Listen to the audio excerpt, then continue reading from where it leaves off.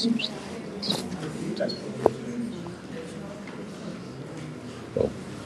they turn it on. All right. We have a chair up here in front, and we have 3 more on the side.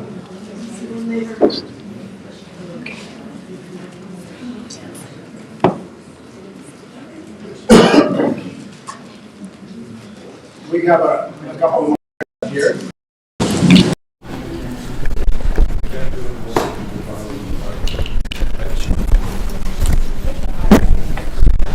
Now the chief is here. We're probably go.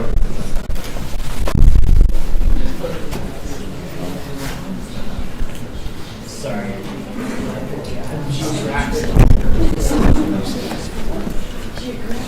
I was going to say, I was actually going to say geodetically gifted. There's 2 more up here.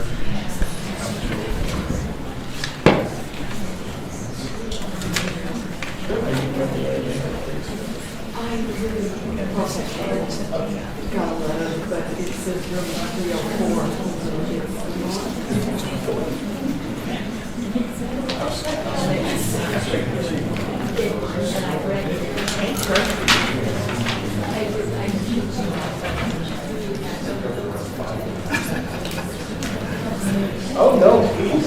Listen, I'm encroaching in your space. There are some chairs up here. We got 4. We got 2 behind the pillar and 2. We can put some more back here.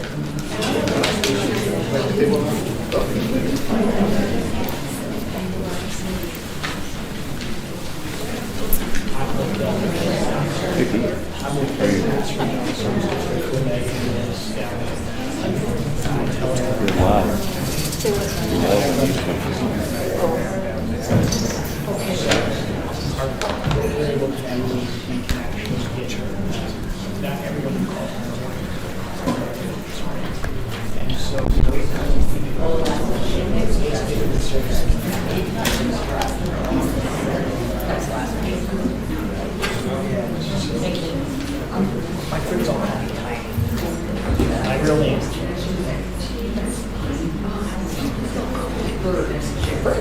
So what's next?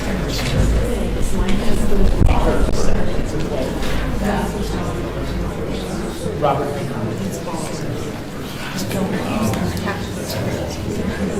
How long you guys you're down here?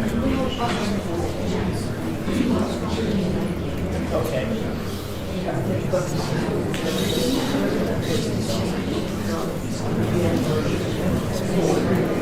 Yeah, it's getting more and more metropolitan all the time. Oh, during the recession. Recording in progress. Good morning, everyone. Let me have your attention. Good morning. It is now at 10 a.m. on this beautiful Tuesday, January 28, 2025. We're going to call this public hearing to order. This is a special meeting for the Board of Las Animas County Commissioners to conduct this public hearing. Please rise for an invocation given by Commissioner Tony Haas, followed by the Pledge of Allegiance by Commissioner Robert Lucero. And for those of you in the audience, you have a flag here. For those of us facing that way, we have flags on the back. Commissioner Haas. Dear Lord, thank you for another day. We come before you seeking clarity and divine direction today. Grant us the wisdom to make decisions that will favorably impact our county and help us to resolve this issue with grace and humility. Amen. Amen. I pledge allegiance to the flag of the United States of America and to the republic for which it stands, one nation, under God, indivisible, with liberty and justice for all. Thank you, Commissioners. Roll call, Mr. Dorica. Commissioner Hess. Here. Commissioner Lucero. Here. Commissioner Lopez. I am here. Approval of the agenda. Do you have any changes to the agenda, Mr. Dorica? One change, Commissioner, it asks the board to remove item B within executive session. Thank you, sir. Noted. Commissioners, any discussion, any questions? Hearing none, I'll entertain a motion to approve the agenda. Move to approve the agenda with that deletion. Second? Commissioner Searle? Yes. Commissioner Hess? Yes. Commissioner Lopez? Yes. Well, good morning, everyone. I want to welcome all of you on behalf of the Board of Los Angeles County Board of County Commissioners. My name is Felix Lopez. I am the chairman of the board. To my right, we have Commissioner Tony Haas from District 3. And to my left, we have Commissioner Robert Lucero representing District 2. And so today, before we start this hearing, let me give all of us an opportunity to go through the protocol.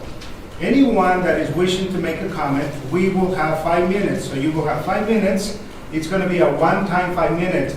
And for the purpose of expediency, if anyone in the audience has any questions for the proponent or the opponent on this particular case, address the questions to the Board of County Commissioners. What we'll have is at the end of the presentation, the proponents will have an opportunity to come back and respond to some of the questions. It's going to be the protocol and prerogative of the county commissioners to call upon anyone for clarification in the event that we have any clarifying points. The order of this group is going to be that if anyone brings an item that is not germane to the agenda, I'll ask you to stop. We're going to keep the agenda moving along. As you can see, we have quite a few people here. Probably all of you want to give comment. You will have 5 minutes. Get your notes, get your comments put out. So we're going to be taking notes, and at the end of it, we're going to communicate that back to the proponents. The other perspective that we have here, the statute, and as we go through the process, mandates, and basically it is by statute that this hearing is being held here in the chamber of the Board of County Commissioners. And because of that, we have the obligation and the statutory obligation to hear exactly what the community has to say.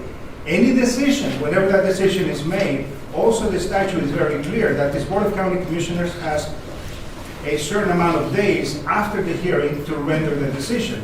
So at the end of today, we may not be able to reach that conclusionary decision. So, but having said that, the opportunity for the proponent is going to be, they're going to come up to the front, they're going to do the presentation, and the Board of County Commissioners will have an opportunity to ask questions and clarification of them and or of anybody else.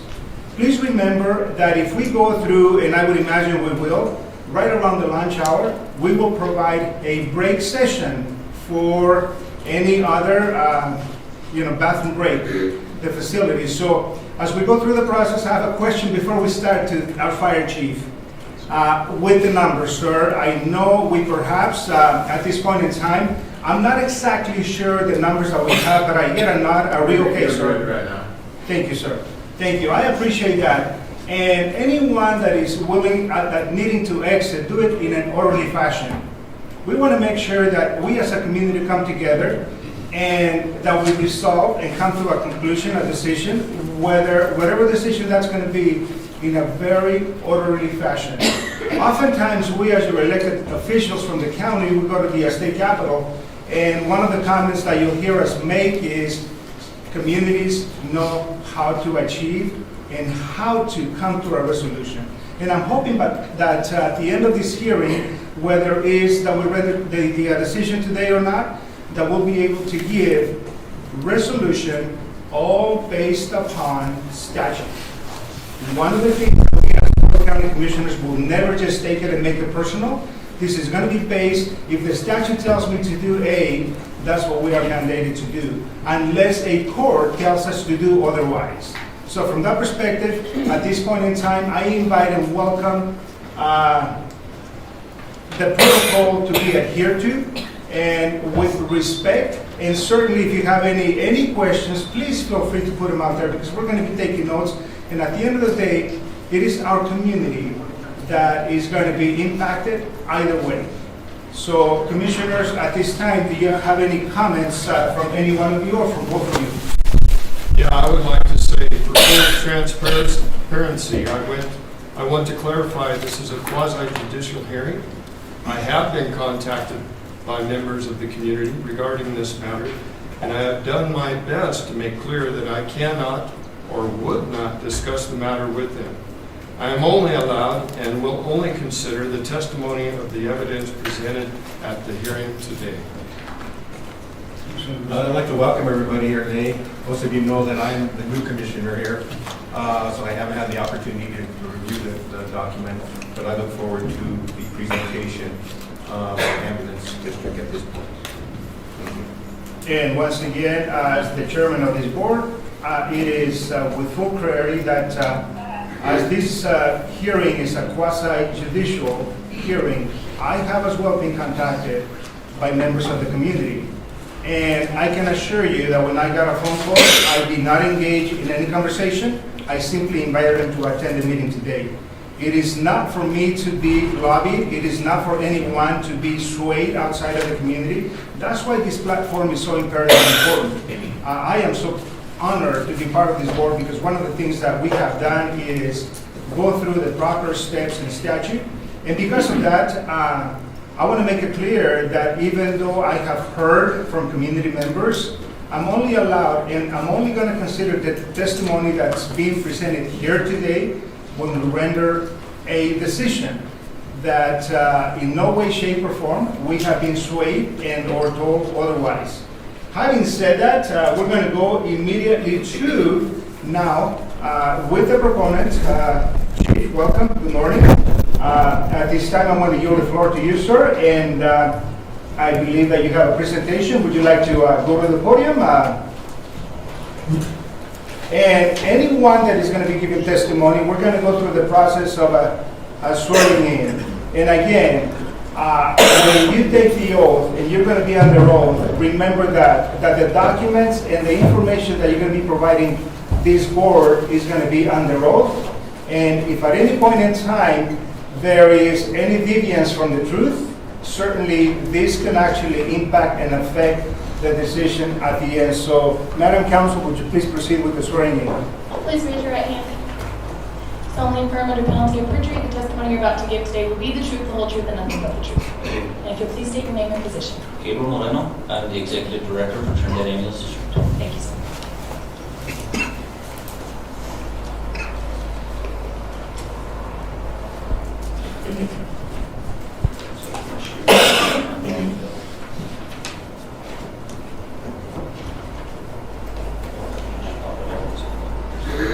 Chief, before you start, also let me remind that those of you that want to provide testimony, there are some signing sheets on the table out there. There's still time for you to sign up.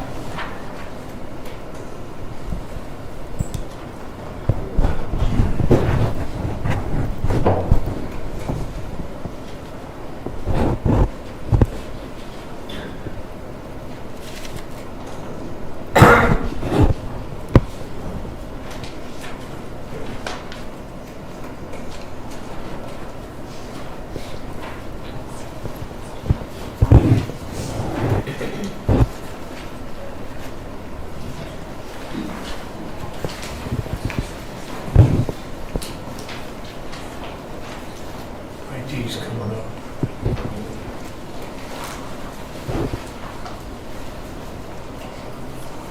Bear with us, folks. Our IT's coming up to see if we can get the share screen. And we have one more chair up here in the front. John, Chief, front and center, sir.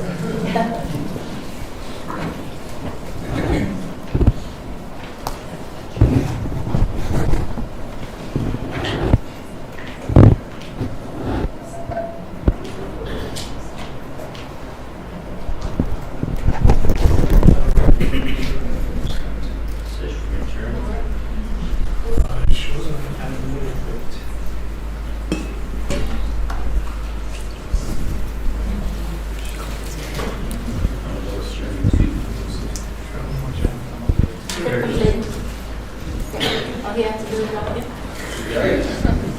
Hey.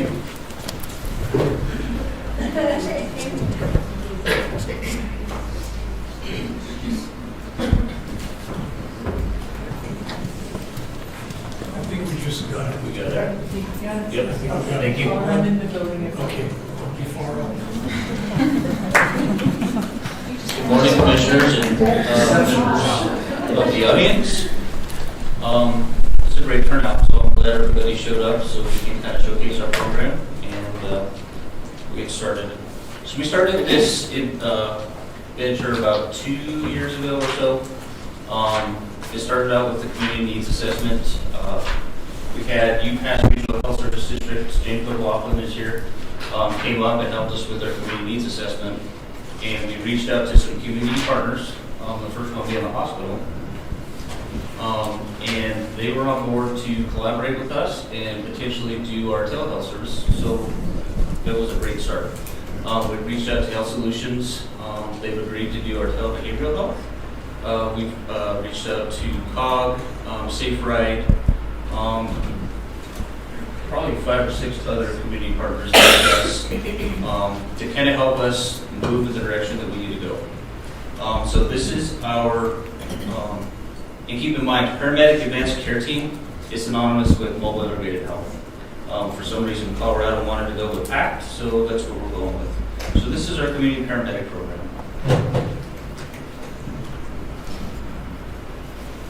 So what we're looking to do is enhance the community health through innovative emergency and integrated healthcare services. So in addition to our 911 services and our inter-facility services, we want to be out in the community and provide more service.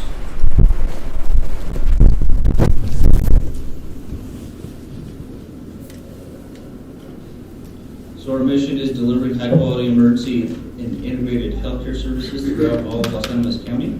We encompass 4,775 square miles, minus the Kima Area School District. And our core objective with this program is to bridge the gaps in healthcare. Chief, let me interrupt you for a second. As you go through the process, I want to make this interactive as we have a question. So you subtracted the Kim area as they're pretty much independent. What is the exact number of square miles on the proposed service plan? I don't know if we have an exact number.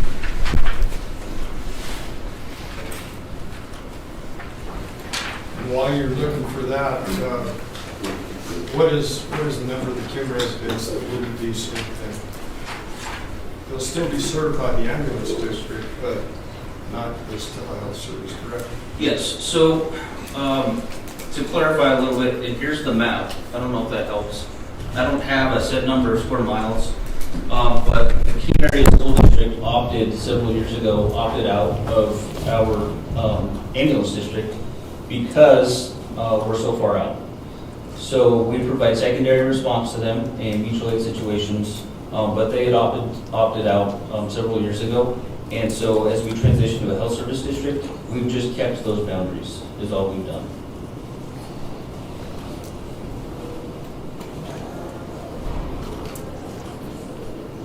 So community health significantly influences the overall well-being of the population. So it affects life expectancy, quality of life, healthcare costs, and it reduces the reliance on emergency services.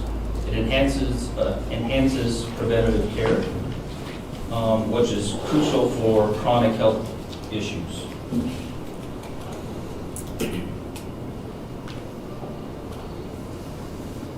So the community paramedic program extends beyond traditional emergency response. So in addition to what we already provide, we're going to integrate paramedics into the community to provide essential healthcare services.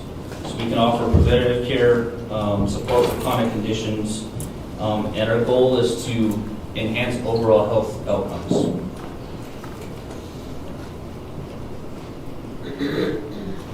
The key drivers of this program are graphic isolation, high rates of chronic illness such as diabetes and hypertension, and over-reliance on emergency services for non-urgent care. So we've gotten away from the old days of going to the doctor and sitting in the doctor's office to get care. A lot of care is provided in the ERs now and by 911 ambulance service. With that, Chief, could I ask, have you been in contact with the insurance companies to see if this would be covered under theirs, like Medicaid, Medicare? Yes, sir, we have. So there's a few different things going on. So right now, Medicare at the federal level is looking at treatment in place. So our American ambulance lobbyists are pushing for that. At the state level, we are directly involved on a committee to push for balanced billing, so that there's no more balanced billing, and to force insurance companies to cover these services. We've also been in contact with the Behavioral Health Administration, and we're going to set up a meeting with Rocky Mountain Insurance Plans that covers our area to see if we can get them to cover a lot of these costs for our folks. I have a question. Yes, sir. Based on what you're going to cover, are you duplicating services that are already being provided? No, sir. These services are not being provided. So this is not a long-term solution or a replacement for services. Our goal is to kind of be the go-between for services. So let's say, for instance, the hospital has somebody that they discharge. They can call us and we can go follow up with these patients to make sure that they're taking their medications, make sure they understand their illness, make sure that they're doing what they need to be doing so that they don't get readmitted to the hospital.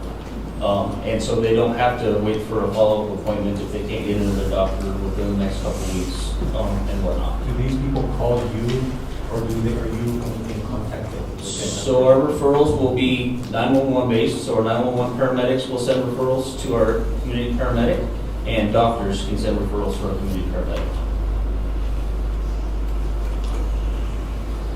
So going back, geographic barriers and high rates of chronic conditions contribute to the urgent need.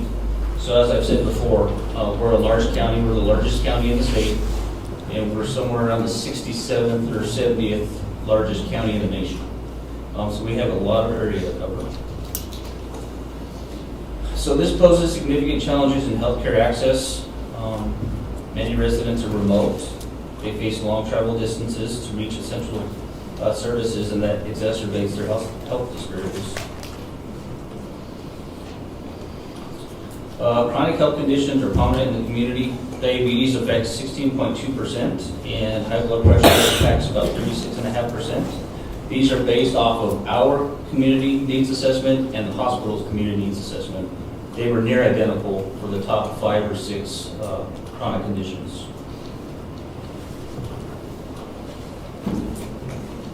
When you provide these services, are the citizens that are providing these services, are they made aware of the initial cost of what can happen then? And then if you decide that there's an issue that needs to be taken care of at the hospital, then is that an additional cost when they go from their location to the hospital then?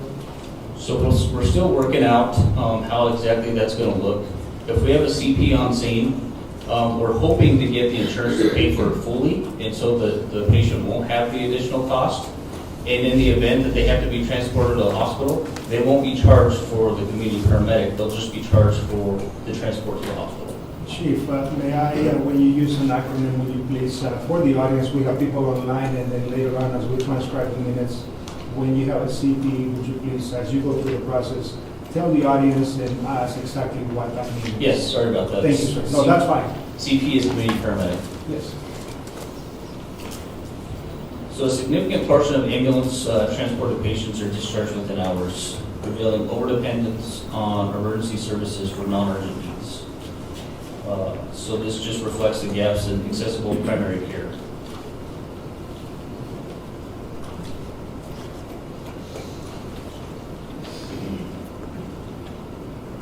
So we will be able to provide home visits for chronic disease. So like I was saying, in the case of diabetes, heart failure, that kind of thing, once the patient's discharged, we can do follow-up care. If for some reason the doc has a referral, then we can go out and meet with these patients. We can do assessments, get on the telehealth with the doc and see about getting them prescriptions, that kind of thing. Now this telehealth, have you identified that doctor that's going to be taking part in that already? So we're still working out some partnerships for telehealth. And will that be local or? We're hoping for it to be local. But if for some reason we can't find a local component, there's still going to be a local component because that telehealth doc's still going to have to be in contact with the patient's primary care doc. So we'll have software that their primary care physician will be able to go back and view everything that we've done, view everything that the telehealth doc's done, and be able to manage their patient from there. So we're not a replacement for the doctor. We're not taking care away from the doctors. We're helping to assist them in follow-up care and long-term care. So one of the practices of the Colorado General Assembly, it is to be transparent. I believe there's a couple of bills, medical price transparency. One of the things that as a constituent that makes a 911 call is, I believe the legislation aims to advise that patient how much the cost of that medical care.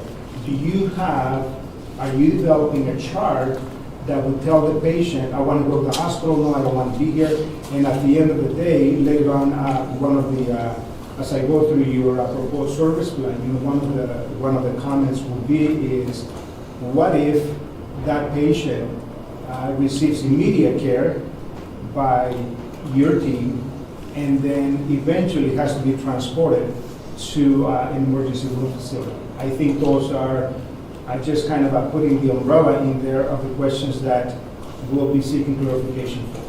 Okay.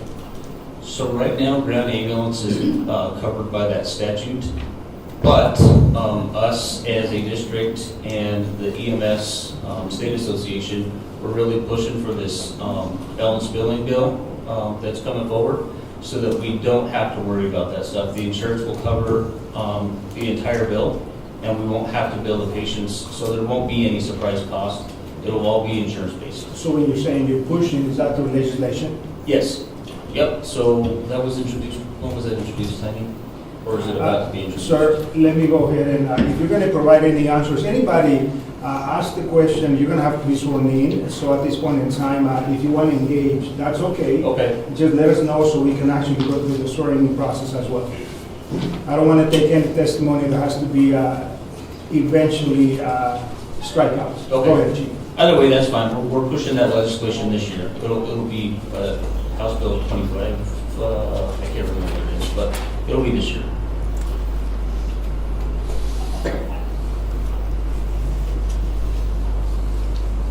So back to the telehealth integration. So we're hoping to set up remote consultation and patient follow-ups to ensure continuous care with the patient's primary care physician. This will also help with travel barriers. So another thing that we noticed in the hospital's community health needs assessment was transportation was a huge deal. While we can't go out and take patients to their doctors, we could go out to them and provide the telehealth service so that they can still meet face-to-face with their docs if that's what's needed. And that again, that could be an interface with a local doc or any doc from anywhere. Correct. Okay. But the goal is for the patient's primary care physician to be the leader of that patient's care. The telehealth doc would just be a temporary, if we do an assessment or if they need a prescription or something, if they can't get another primary doc in the meantime. If their primary care doc doesn't want to participate, then they can opt out at that point, right? And you would transfer them? Yeah, yep. If they prefer to be transferred to the hospital, we'll always transfer them back to the hospital. Thanks. Another big thing out of both community needs assessments was mental health crisis response and substance abuse. So we've been in contact with Health Solutions, and they have agreed to provide our behavioral telehealth. So we'll be able to get mental health services through Health Solutions. This will help us with harm prevention initiatives. We can do fall prevention. We can do Narcan distribution, opioid overdose prevention. So a lot of this is resource-based. So we want to be that resource to do the prevention, to do the education, to point you to the resource that you need.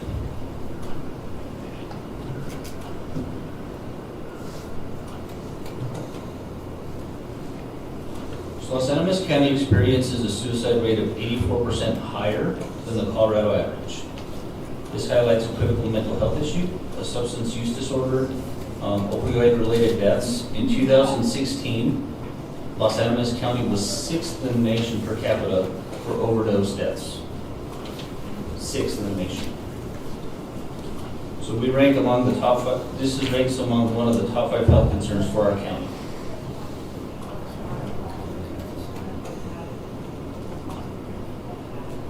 So approach to behavioral health requires collaboration, which we've already started among law enforcement, healthcare providers, and public health departments.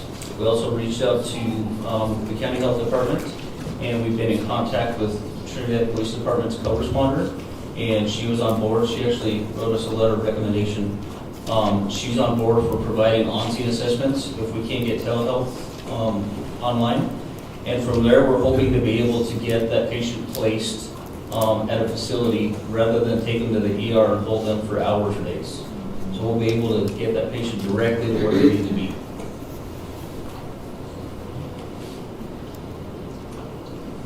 So the mental health assessment program was developed to connect individuals with the necessary services. So this will be with the police department co-responder. It could be through telehealth. Our community paramedics will have motivational interviewing and I just lost it. Trauma. Yes. What? Trauma. What'd you say? Trauma. Sir, go ahead and please stand up and let me go ahead and My words are swear. escaping me, sorry. Solemnly affirm under penalty of perjury, the testimony you're about to give will be the truth, the whole truth, and nothing but the truth. Yes, ma'am. And please state your name. James McLaughlin. Thank you. Thank you, sir. Trauma-informed care. Trauma-informed care. So I looked at James McLaughlin for a lot of this stuff because we're modeling our program after UPass. So there's 11 KISS agencies in the state. 3 that I know of that are really robust, packed paramedic advanced care team programs. And UPass is one of those who we're modeling after. There's also one in Delta County, Eagle County, and I believe West Metro is one.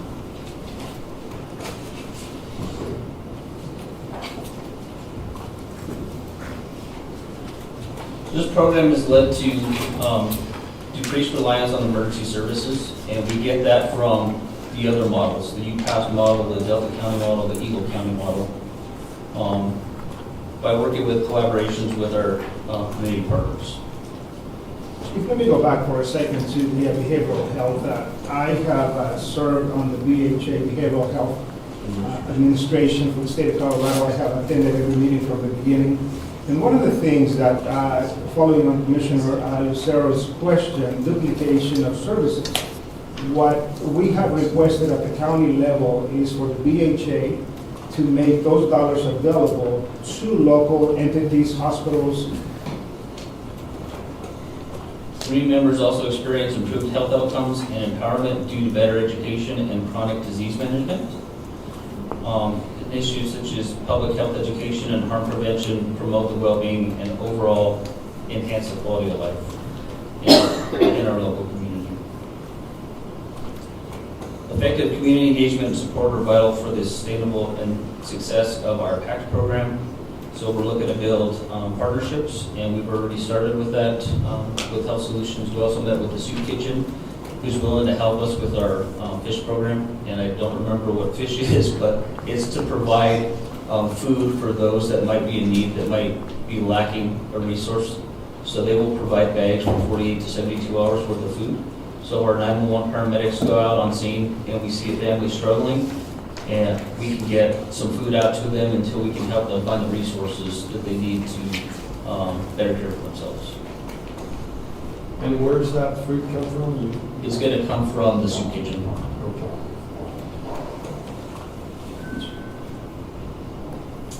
Collaborative efforts with healthcare providers, agencies, and local businesses expand the reach and the effectiveness of our program. So we're going to continue to engage with stakeholders and foster shared resources.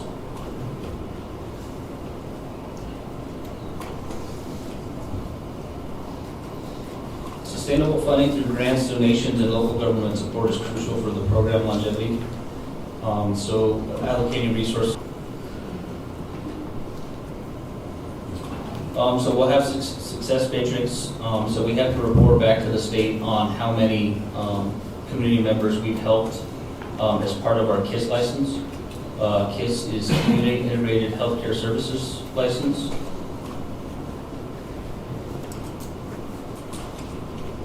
And that is my presentation. Thank you, Chief. I do have some follow-up questions, and let me go ahead and, with permission of my fellow commissioners, take the floor, and I'll yield as we go through the process.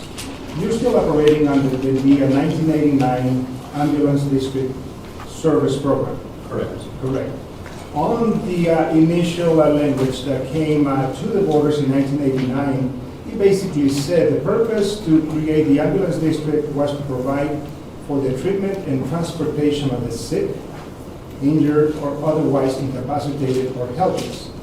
My question to you, sir, is will you continue to do inter-facility transfers through the process as it was stated on the beginning of that particular plan? Question one. Yes, sir. So nothing's going to change. We're adding services. We're not taking away anything. Thank you, sir. And I want to follow up on Commissioner Hass's question, a little more clarification. And later on, I'm going to call on someone in the audience that has that information very accurately for the audience. Is when the meal levies were approved, they were specifically approved for the purposes of operating an ambulance service, correct? For an ambulance district. Yeah, for an ambulance district. Can I defer to my attorney? Please raise your right hand. Solemnly affirm under penalty of perjury, the testimony you're about to give will be the truth, the whole truth, and nothing but the truth. I do. And please state your name. Catherine Lane. Do I have to turn this on? Or? Yes, just hold it in there. Oh, there we go. Thank you. Thank you very much. So I'll try to answer that to the best of our ability. We did a bunch of research on the initial tax question. So if someone in here has more historical research, that would be wonderful. The district was originally formed in 1989, which actually predated Tabor. So there was no mill levy question to the voters. It was simply pre-Tabor, we just had mill levies. So the DOD has no record of a ballot question, and that's why. So the mill levy was actually imposed to support the district, and will continue to do so. Well, yes, ma'am, and pardon the interruption. I'm not going to claim to be a Tabor expert and not to answer the question, but at this point in time, since when Tabor came in 1992, then basically we put a restriction on all the ways that the state of Colorado operated revenue and expense. So that's going to be a question even for us to do research, but more so for you. So my question was, the intent of the revenue that was collected from the constituents was to provide the services as stated on the initial agreement back in 1989. Correct? I assume that was the intent Yes. of the original ordinance. Yeah. And so my question to follow up on that to you, sir, would be is the entirety of that revenue, since it was specified for the sole purposes of transport and so on, will that continue to be going forward? You have explained that this new proposed plan would be sustained by grants and revenue through insurances and so on and so forth. Right. So it's a little hard to answer your question because we collect two financial streams. So the property tax, which pays about half of our budget, and the rest is fee for service. And so we can say that all of the property taxes go into the ambulance district. That just covers salaries. So if that makes you feel better, then that will stay that way. The rest of the revenue comes from insurance, and that's kind of what we get filtered in with the rest of the stuff. Yeah. Oh, and I think, you know, and pardon, I don't want to put your words, but it's not a matter of making us feel better. I think what it is what's statutorily proper. That is what I'm looking for, that at the end of the day, you know, we have a huge decision to make. On the other hand, we also have a responsibility to do all the research that if this service plan is approved, that we have met the statute as stated by the Colorado General Assembly. Thank you, sir. The other question, I want to just put a clarification in here. You sent us a letter, November 1st, 2024, to the Board of County Commissioners, and Trinidad Ambulance District Board of Directors is requesting, pursuant to Part 2, Article 1, Title 32, approval of the district service plan. And it says, plan to change its name and authorize services. The district requests that it shall be named the Trinidad Health Service District. I'm going to strike that off for the record, that this Board of County Commissioners has no authority to grant and yield a service name change. That's going to have to be done through a court. We have absolutely no jurisdiction. The statute does not allow us to act on this. So here, I wanted to, just for clarification of the documents that have been sent forward to us, that's not going to be even a conversation that we're going to be entertaining today. Any questions on that? May I just clarify Please. what was in there, sir? So the statute actually requires that by providing these services, the district becomes a health service district, and the statute states that the name must include health service district. So we recognize that it does have to go through the court process. We just can't have one without. So you send that to us for information purposes? Exactly. Thank you. Yes, thank you. Thank you. The other question that I have here, let me go back to the initial service plan that you submitted to us as part of the proposed service plan.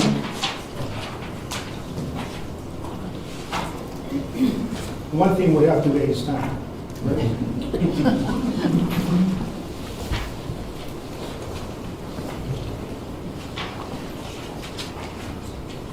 You did read it, and we marked it up, so.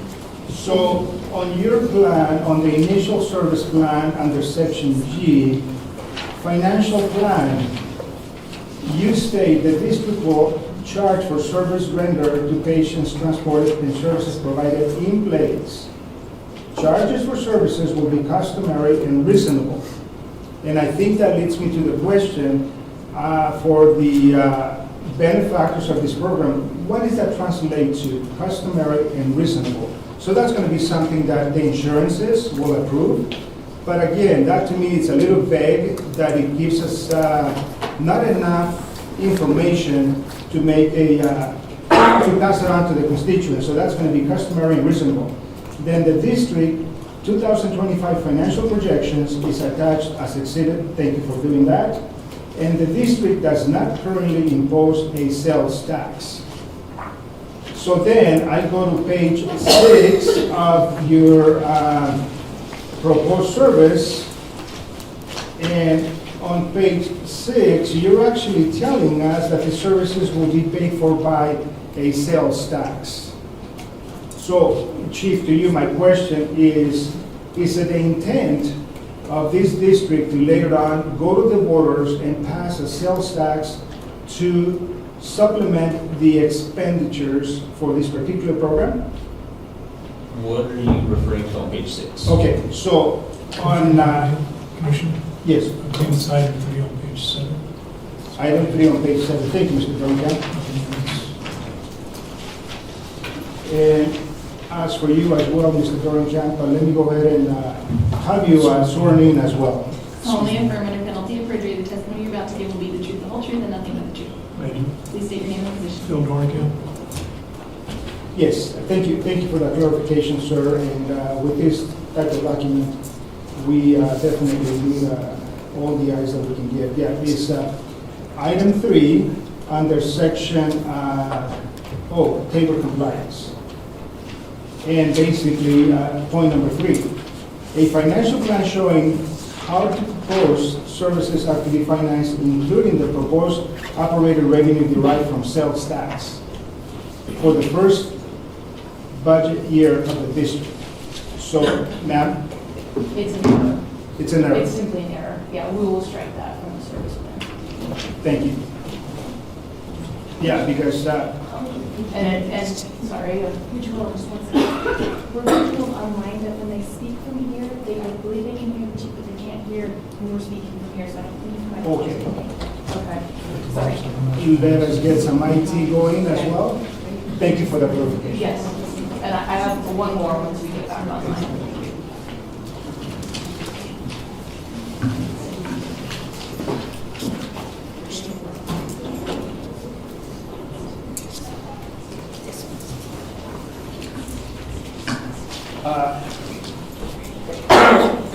For those of you online, now go ahead and make a statement and see if, go ahead. Testing, can you hear me? Sean, can you confirm that you hear, Are you able to hear me online? Can't hear. Can't hear. okay. Maybe just Yeah, so I think that would be good. Felix, Sean is on his way up Thank you. to look at it. Thank you. So, apologies. So actually, if you go to, the district does not have a sales tax. Obviously, that would have to be imposed by the voters. There's no plan to have a sales tax at this point. The list that you have there on page, that starts on pages 6 and goes to page 7, simply comes from the statute. And it says the following elements have been addressed to assist the Board of County Commissioners in sending, understanding the amended restated service plan and conversion from ambulance district to health service district. That 1 through 8 just comes from the statute. If it is confusing, we have no problems striking that because again, there's no sales tax planned or even authorized. Thank you. Thank you for the clarification. When I initially read this, certainly we just jumped. Legislators do not make things easy. Well, and then, since indeed the statute might say that this is going to be the first budget year of the district. So, in a sense, but I see the statement that you made. Thank you so much for the clarification. Let me go back to now the proposed service plan sheet.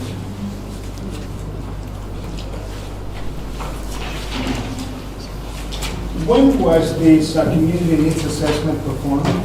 In 2023, I believe. 2023.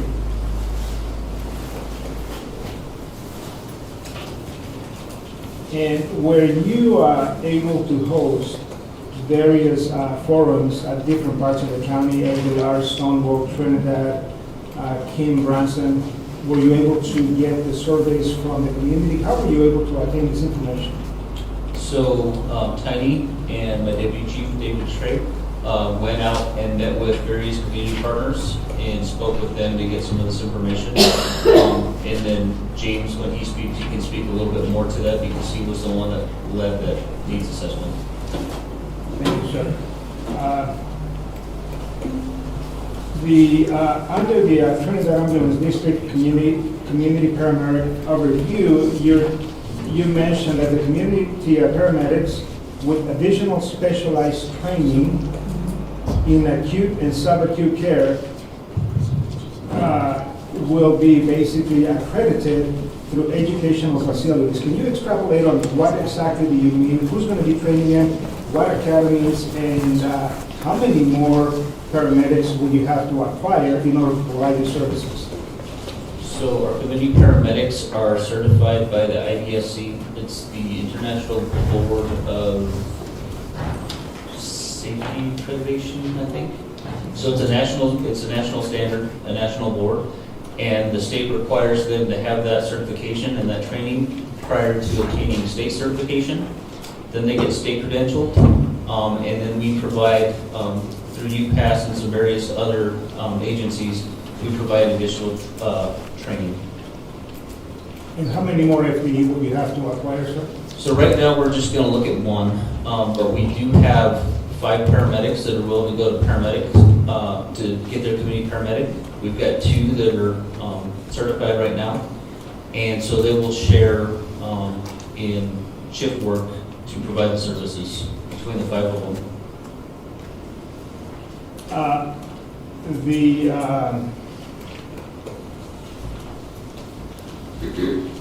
One of the statements that you make on your proposed plan that most patients that are going to be going through your program can graduate within 20 days of program admittance.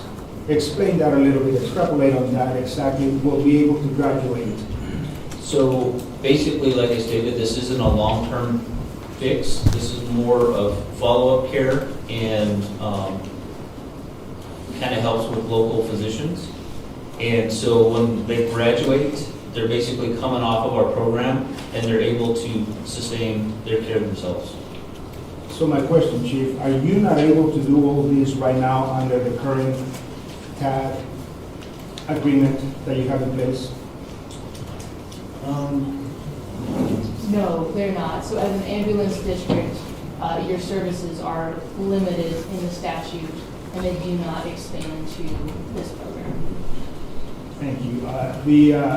In order to facilitate the 21-day graduation, you say that to facilitate these goals, home visits will be provided on a sliding scale up to the limit that follows. Week 1, 2 visits, week 2, 2 visits, and week 3, 1 visit. So what happens in the interim? This individual, your patient, requires more medical attention. Is this going to be fluid, flexible, to be accommodated, or is that only going to be based upon what the insurance is going to cover for that particular patient? No, this is flexible. Like I stated, we're trying to get a contract with the local insurance, and so once they make the payment, then it'll be flexible throughout that process. So if they have a medical emergency, they can either call 911, or if it's just something that's not going right or they have questions, they can call our paramedic advanced care team line, and we'll follow up with them within 24 hours. Thank you. Our county has a aging community. A good majority of the patients that you'll be responding to or respond to nowadays may not have next of kin, someone that can make a decision for them. I want to go to the hospital. How do you make that decision at that point in time, whether to transport them or provide immediate services for them right then and there? So we don't initiate paramedic initiated refusals. So if the patient wants to go to the hospital, we take them to the hospital, period. If we feel like it's something else that can be cared for on scene, we'll give them the option and let them know about our program. And then from there, the patient can make the decision. Yes. And on the same paragraph, writing in there, patients who are transported to the hospital will be suspended from the program. Patients who are transported to the hospital will be suspended from the program. So if somebody calls and says, you know, I really want to go to the hospital, then immediately all you do is process the transport, and as far as the ambulance transport, you have met the goal. Correct. Okay. And the reason for that is if they get a different type of care, then their care kind of starts over. And so we'll have to go through the referral process through the docs again. Yes. And for the record, ma'am, I'm going to, once again, on page 23 of your proposed plan, it's program cost. The CP program anticipates offsetting portions of cost with sales tax revenue. Grant funding and capital contracts, these will be helping supplement the cost to patients. So there it is, once again, the sales tax. And that's why when I read this whole proposal, I want to make sure that indeed I was not misunderstanding. Commissioner? Sir? That's just the community needs assessment. So that was just an example of how program costs can be covered. Thank you for the clarification, Yes, sir. The patients will be required to pay a fee based on CP's lighting ability to pay formula for every visit. Who decides who is able to pay what? So that's more of a question for Mr. McLaughlin. So come up here so they can hear you online.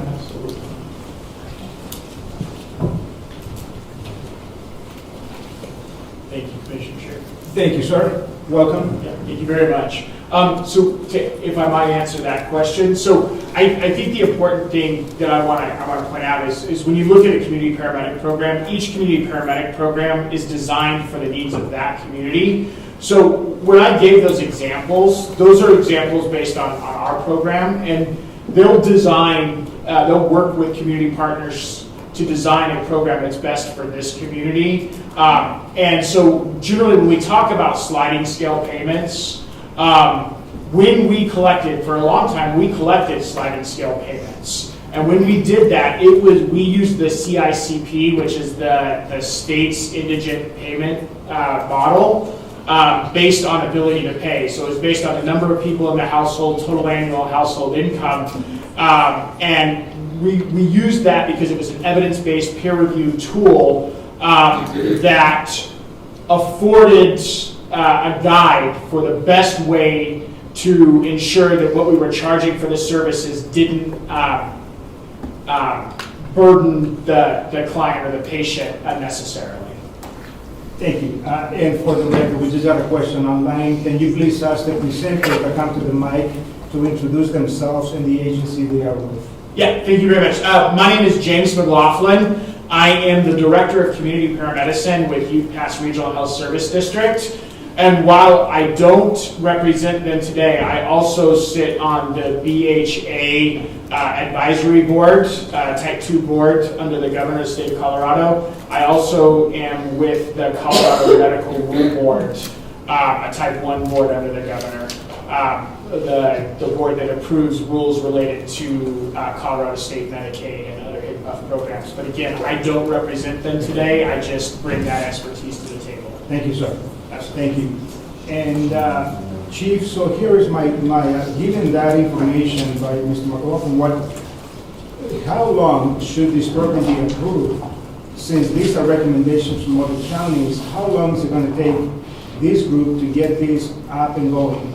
I think you're probably going to have to go back and do some rewriting of your plan, but just a general question, sir.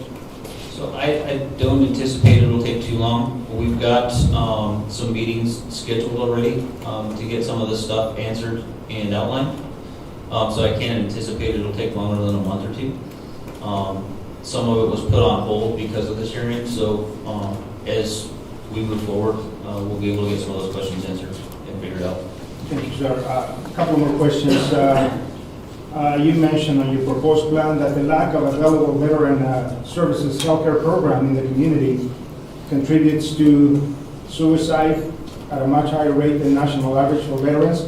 What are you proposing to do to lower the suicide rate and propose to provide services? Is that going to be under the certification of the VA? So that's going to go back to our mental health assessment program and our partnership with Health Solutions to figure out how best to handle those patients and get them to where they need to be. So there's facilities in Provo, Colorado Springs, La Junta, that can help us with some of that care. A couple more, one of the things here on harm prevention, work with our community partners, identify the high-risk populations and develop programs to reduce the risk. I believe that the local public health department is probably providing some of these, and I would imagine the hospital as well, some of these services. What is the collaboration conversations that have been had in order to, back to Commissioner Lucero's question, duplication of services? So that's where we partner with our community partners to kind of help each other out, so to speak. So like if the health department can't get out to certain areas to provide that type of service, they can call on us and we can send a community paramedic out there and kind of help extend that service, so to speak, for those agencies. Thank you, sir. For now, let me go ahead and yield the floor to my fellow commissioners. You've been very thorough, so. I have nothing at this point. Chief, let me go ahead and at this point in time ask you to remain in the audience, obviously, and anybody that is going to be, I'm going to be calling on the names of those that sign up to provide testimony. And at the end of, if you didn't get an opportunity to sign up, I'll call on you. You'll have an opportunity to simply walk up here to provide testimony on this. And please address the questions to us. We'll note them, and then certainly at the end of the meeting, the proponent will have an opportunity to respond to the majority of these questions. So the The person that I'm going to call here at this point is, sir? Sorry, Mr. Chair. Yes. I don't know if this is working or not, but I'm happy to do it now or later, but we have, in the interest of all of those statutory requirements, we do have a number of statutory things we need to go through with you to get on the record as part of the hearing. So I defer if you'd like us to do that now or after public comment. Yeah, go ahead. Okay. Go ahead and proceed. I'll Yeah, move up come there up and here. make sure people can You hear. bet.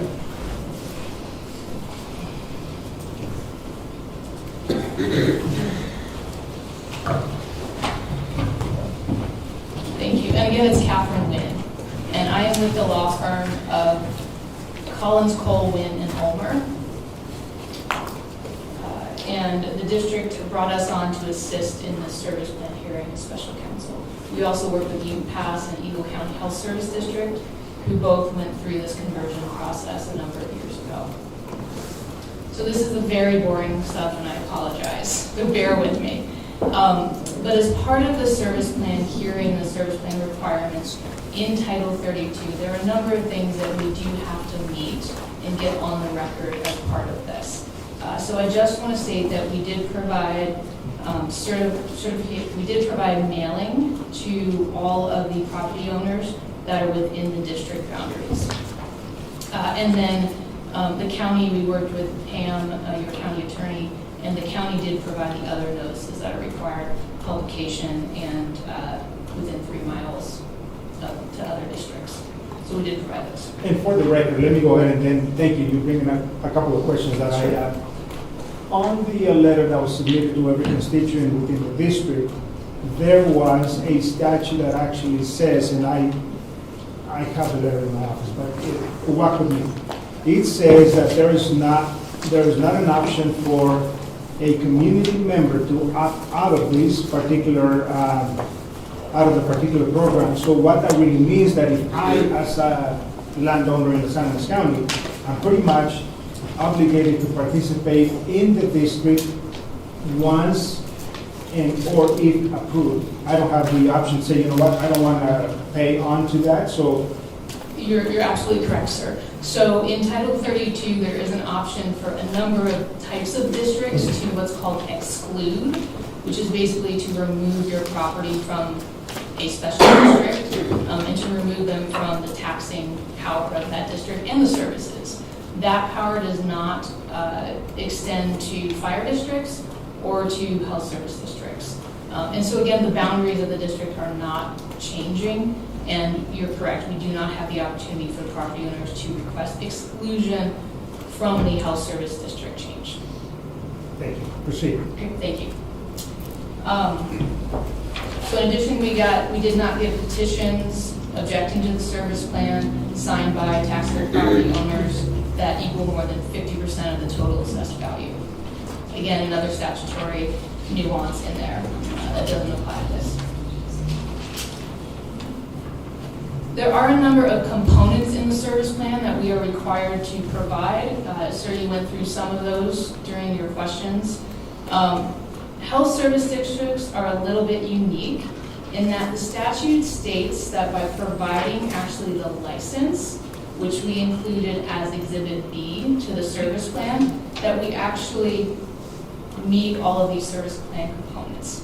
Those include description of the proposed services, a financial plan, operating revenue and debt, the preliminary engineering or architectural survey showing the proposed services, the map of the district and the estimate of the population and assessed value, description of the facilities to be constructed, the general description of the estimated costs of acquiring land and other services, description of any arrangement or proposed agreement with a political subdivision for performing the services, and then also information and evidence to satisfy the criteria in 31.1.203 of the Colorado Revised Statutes. So our license actually meets all of those statutory requirements. However, we did address those separately in the service plan as well. We wanted to provide additional information to the commissioners and to the community. There's also a number of service plan criteria in the statute. Pursuant to 32.1.203, the petitioner is supposed to prevent evidence, including, bear with me again for these lists, that there's a sufficient existing and projected need for the services, the existing service is inadequate for present and projected need, the proposed district is capable of providing economical and sufficient services, the area included in the district boundaries has or will have the financial ability to discharge any proposed indebtedness. There's none here. Let me on that. Yes. There is very clear on the proposed plan. Yes. Will there be any indebtedness adjudicated to the new proposed plan? Of course, the answer is no, we don't have any indebtedness. I have read that in the plan. However, since the new building has been acquired, how is the payment of that indebtedness that is currently existing there? I think there is a loan that has to be covered in so many years.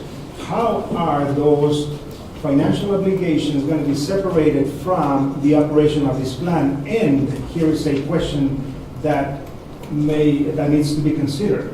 How are you going to charge back to this particular plan in the event, because the indebtedness is being paid for by, again, I go back to the initial, let's not call it mill levy, the initial revenue that was approved by the voters in San Luis County, and that was specifically for the operation of the ambulance district.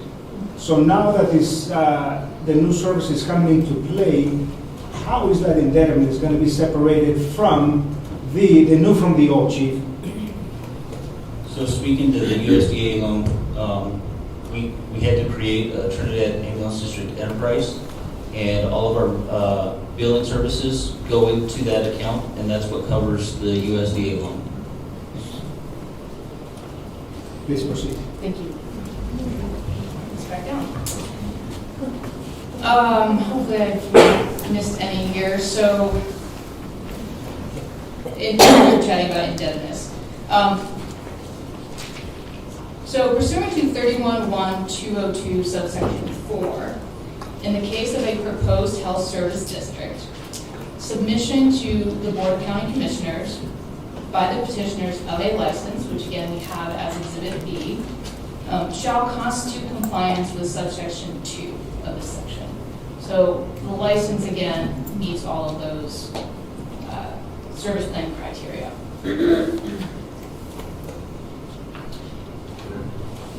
We're also required to present satisfactory evidence that adequate service is not or will not be available through the county, existing special districts or municipalities within a reasonable time and on a comparable basis. The facility and services standards will be compatible with the county standards. The proposal is in substantial compliance with the county master plan. I don't know where the legislator got that one.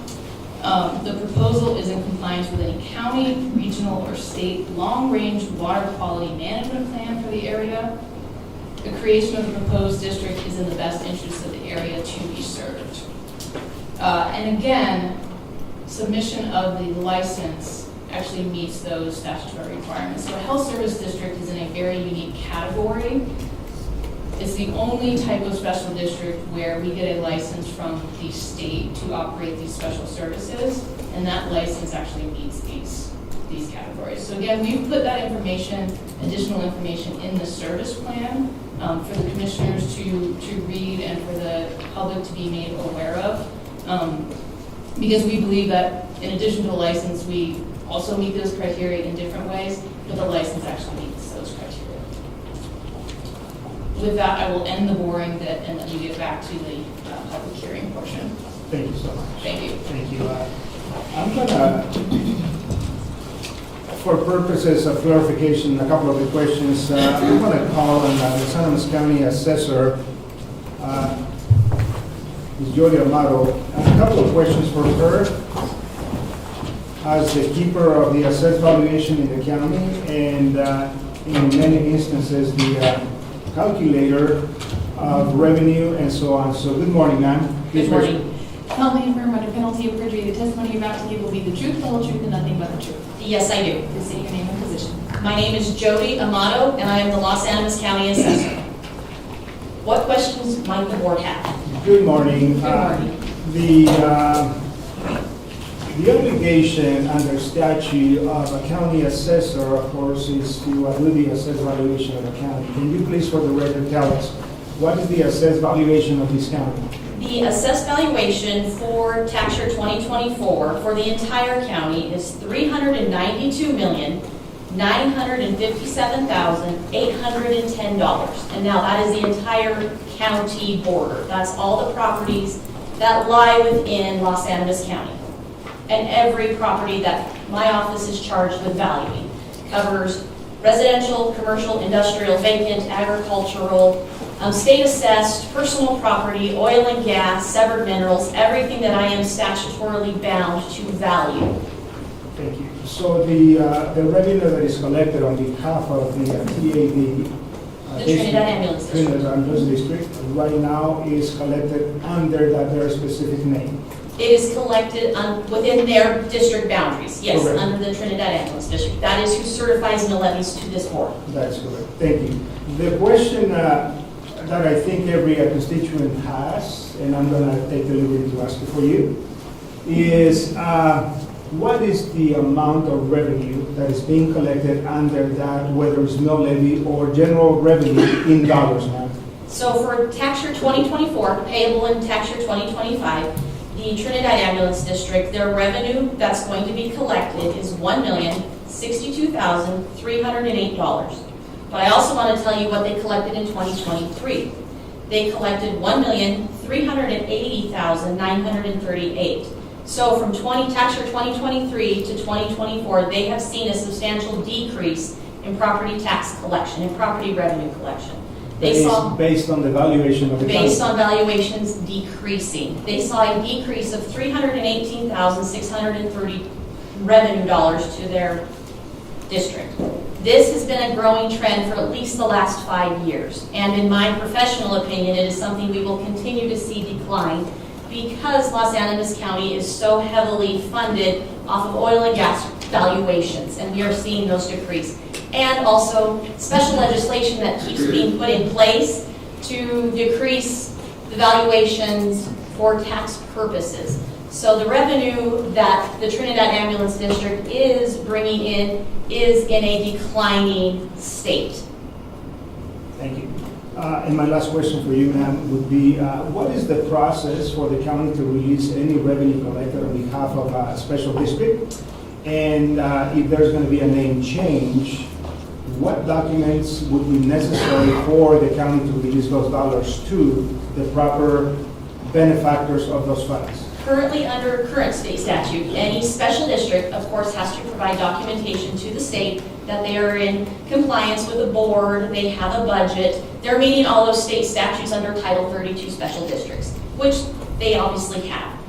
Then, as the assessor, we get those district boundaries from a court or through recording documents. We ensure that we are placing those mill levies that are approved onto those properties within those districts. I'm assuming this is a new one for us, but I have reached out to Eagle County and other counties that have a special service district. They just simply get something from the state stating, I believe from the Department of Local Government, that there has been a change of name. So that is what I am anticipating of receiving. Thank you, ma'am. Commissioners? Any other questions?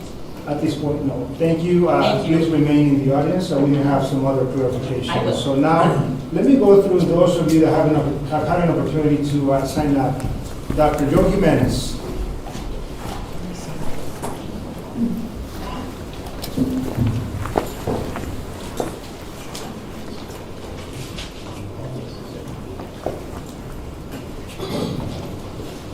Good morning, sir. Please raise your right hand.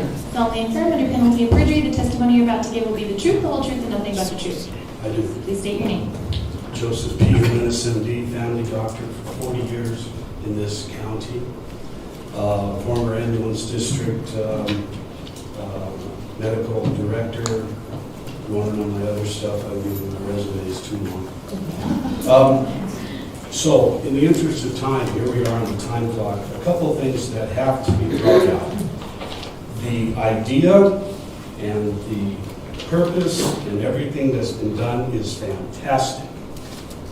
However, several problems. Number one, there's no author on this. Number two, there's no documentation of all the statistics. I'm sorry, I'm a nerd.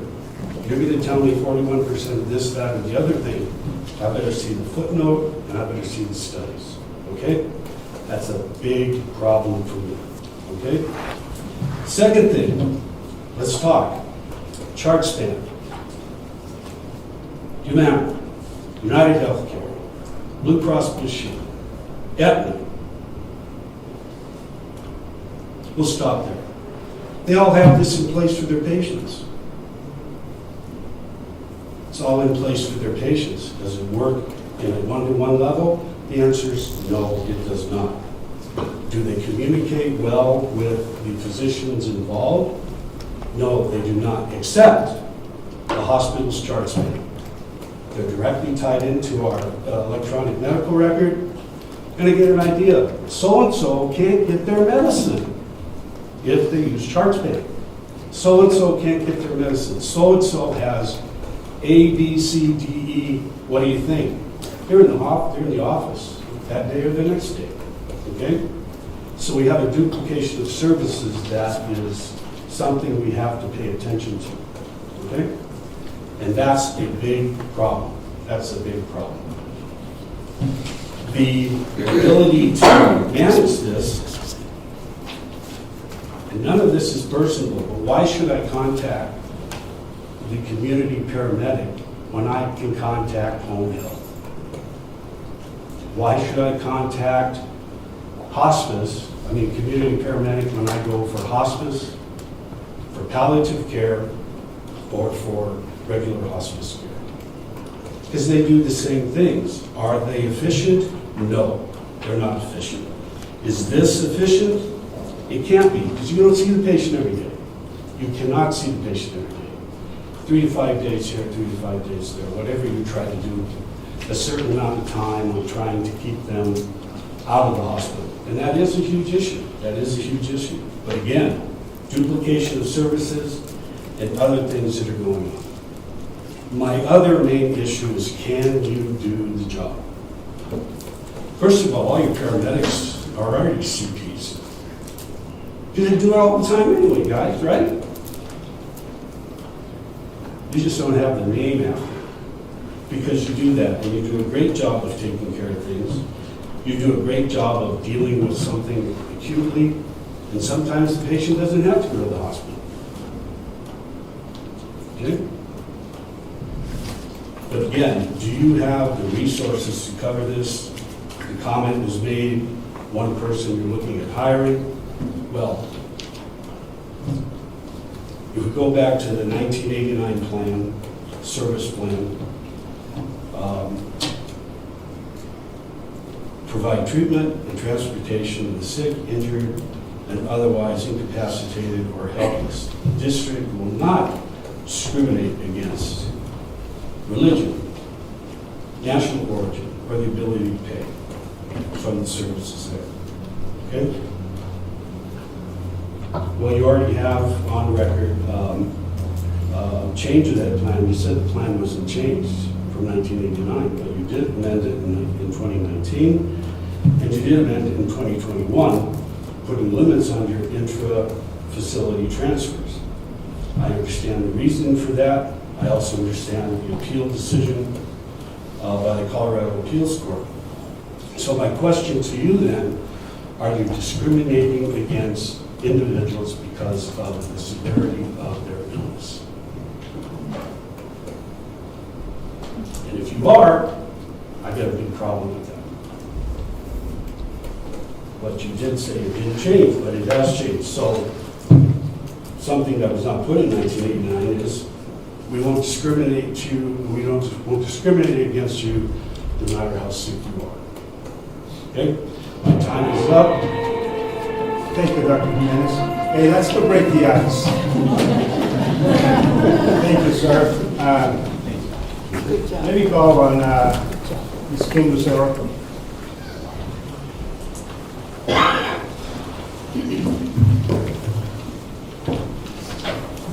Please raise your right hand. Solemnly affirm under penalty of perjury, the testimony you're about to give will be the truth, the whole truth, and nothing but the truth. I do. Please state your name. Okay, Kim Lusar, Chief Executive Officer of Mount Sinai Hospital. Thank you. Commissioners, ladies and gentlemen, for more than 30 years, Mount San Rafael Hospital and Trinidad Ambulance District have worked cooperatively to take care of residents of Las Animas County when those individuals have medical emergencies. While the hospital has recently modernized, improved, and expanded its services to better serve our community, there are still times, as in all rural communities, where patients require transport to other hospitals that can provide a higher level of care or different types of specialized care. An integral part of the cooperative care provided by the hospital and ambulance district has historically included TAD transporting patients both to and from the hospital. Additionally, TAD would conduct what we call an interfacility transfer when a physician deems it necessary to send their patients to a different hospital. Yearly, there are well over 500 patients who have needed a transfer to a different facility, that being in Pueblo, Colorado Springs, or even Denver, for example, to receive the specialized care that they need. However, in the past 5 years, TAD has been pushing back on the hospital when called for help for these transfers and questioned physician judgment about medical necessity. Sometimes they would state that they did not have the available manpower. TAD's service plan, which it has operated under for 30 years, states to provide the treatment and transportation of the sick, injured, otherwise incapacitated, you've heard it, right? And the district will provide 24-hour coverage. This ongoing issue forced the hospital to spend additional time and resources locating alternate ambulance services in order to transport the patient, sometimes losing vital time for the patient in a critical condition. In 2021, due to the issues I mentioned, the hospital was forced to file a lawsuit requiring the judge to inform TAD that its service plan deemed it to take patients to and from the hospital when needed. After a year of litigation, the court unequivocally held the service plan obligates TAD to provide 24-hour coverage and completion of both 911 emergency calls and the interfacility transfers. The court ordered that TAD must perform transfers and may only restrict these services based on legitimate safety issues. In seeking response to this order, TAD recently filed a request to amend its service plan and become a health service district. TAD says that it's doing so because it wants to take on more responsibility and obligation. TAD states in its amended service plan that the purpose of the district is to assist in providing health care services benefiting the current and future residents and/or visitors to the county, including EMS. It's important to note that TAD services are funded by taxpayers since it's a special district, and their obligations as to the scope of its services are defined by its service plan. Nowhere in the amended service plan does TAD address whether it will conduct transfers. The ambiguity in the proposed service plan leaves the hospital guessing about whether patients will have an ambulance available if and when they need to be transferred to a hospital that can offer a higher level of care. As a rural community, it is essential for us to work together. Cooperation and clarity in this situation for what patients and the community can expect is critical. By spelling out our commitments, each doing our part, we can make our community stronger and better equipped to handle any challenge that comes our way and keep our residents and visitors healthy and safe. The residents and visitors of the county deserve to know the tax funds allotted for providing ambulance services will ensure that when they or their loved ones need a transfer as recommended by a physician, TAD will be willing and ready without applying its own analysis on medical need. To clarify, I do offer my support for TAD to provide additional services and resources to our community, but their new service plan must include and state clearly that they will provide 24-hour coverage for the completion of both 911 emergency calls and interfacility transfers, and restrict their services based solely on legitimate safety issues. The only exception to complete 24/7 coverage for interfacility transfers, as stated in the 2022 court order, is in circumstances where there is a bona fide safety concern. In closing, the hospital respectfully requests the Board of County Commissioners deny TAD's proposed amendment to its service plan with the instruction to TAD that a clear commitment in the amendment to responding to 911 emergency calls and conducting interfacility transfers in compliance with its former service plan and the most basic yet essential emergency service our community can expect to receive from any ambulance service provider to whom we pay taxes. Thank you so much, Mr. Chair. Thank you.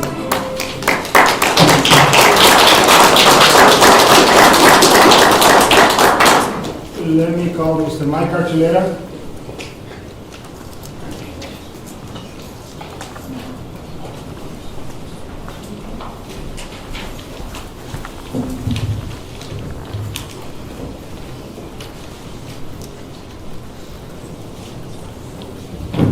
Solemnly affirm under penalty of perjury, the testimony you're about to give will be the truth, the whole truth, and nothing but the truth. Please state your name.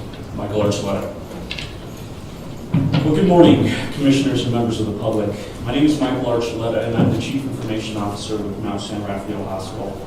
I'm also honored to serve as an eHealth Commissioner with the Office of eHealth Innovation for the state of Colorado.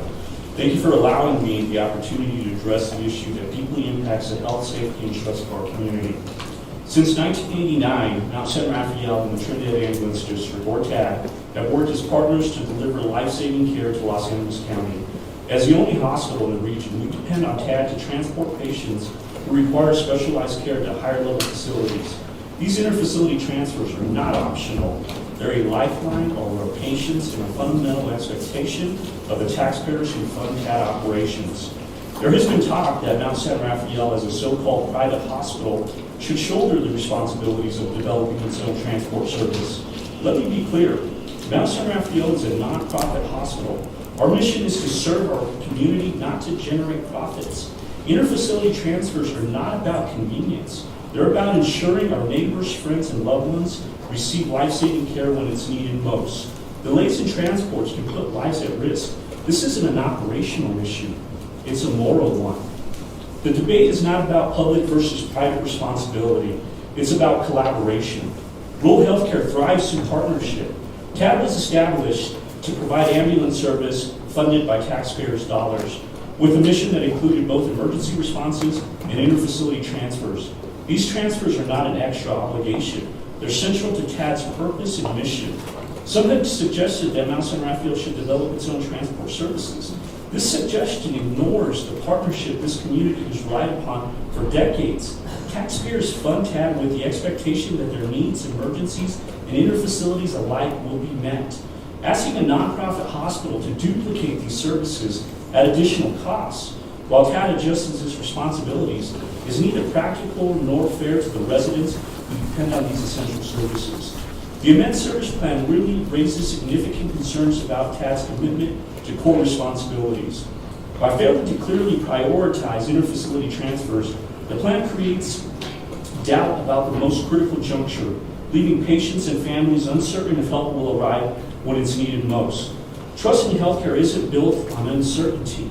It's built on accountability, transparency, and the assurance that every decision prioritizes the needs of our community. It's important to remember that this issue escalated to a court order in 2021, which reaffirms TAD's foundational responsibilities. Mount San Rafael shouldn't have to repeatedly fight for what the law has already determined to be essential. The amended service plan appears to respond to this ruling, raising questions about whether it truly serves the community's best interest or seeks to avoid accountability. Innovation like TAD's mobile integrated health program is commendable, but innovation should enhance, not replace core responsibilities. Expanding services should never come at the expense of vital functions like interfacility transfers, which remain critical to the health and safety of our community. I respectfully urge the commissioners to require that TAD's amended service plan clearly include interfacility transfers as a core responsibility. Taxpayers deserve confidence that the ambulance district they fund will meet their needs without compromise. This isn't about forcing undue burdens. It's about fulfilling TAD's mission and protecting the lives of all Los Angeles County residents. In closing, this issue isn't about competition or division. It's about collaboration and accountability. I believe that together we can ensure our healthcare system remains strong, cooperative, innovative, and focused on what matters the most. the health, safety, and the trust of the people we serve here in Los Angeles County. Thank you again for your time and your attention. Thank you, Mr.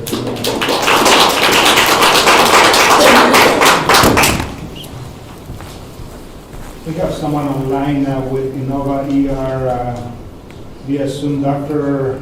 And I'm going to Badura? Okay, thank you. Are you online, sir? Can you hear me? Yes, please raise your right hand. Solemnly affirm under penalty of perjury, the testimony you're about to give will be the truth, the whole truth, and nothing but the truth. I do. Please state your name. Yes, my name is Austin Beddoe. Thank you.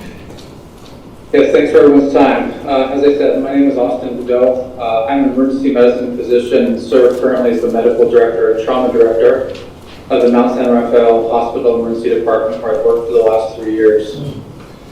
As previously expressed, there are concerns that the proposed revision to the Trinidad Ambulance District Service Plan does not clearly state their ongoing responsibility for providing inter-facility transfers.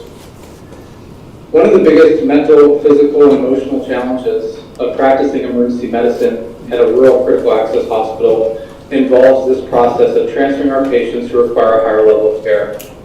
While I believe our emergency department and hospital provide exceptional patient care, there are many illnesses and injuries that require the expertise of a specialist that Mount San Rafael Hospital cannot provide. And when these situations occur, it is vital that we utilize EMS services to transfer our patients who need this specialized care. Currently, this is already a significant challenge for our hospital providers and patients. Poor weather, shortages in EMS staffing, and high acuity patients often preclude the Trinidad Ambulance District crews from providing these crucial interfacility transfers, resulting in the need for flight-for-life helicopter or fixed-wing transportation and/or significant delays while patients remain in the Mount San Rafael Emergency Department. As Ms. Lucero noted, it is important to understand that these are not rare events. On average, the MSRH ED transfers 50 patients a month, nearly 2 a day. I mentioned that the dilemma of arranging timely transfer for critically ill patients is one of the most mentally, physically, and emotionally taxing components of practicing emergency medicine at geographically isolated hospitals. And I can only imagine that those feelings pale in comparison to the angst, fear, stress, and even helplessness that patients and their families can feel in these situations. So I would respectfully urge this commission to insist that any changes made to the Trinidad Ambulance District Service Plan explicitly delineate their role and responsibility in providing this critical service to our patients, who may ultimately be your neighbor, your friend, or even a loved one. Thank you for the opportunity to speak and for your consideration of this important public health issue. Thank you, Doctor. Let me go here in the room, Dr. Flores.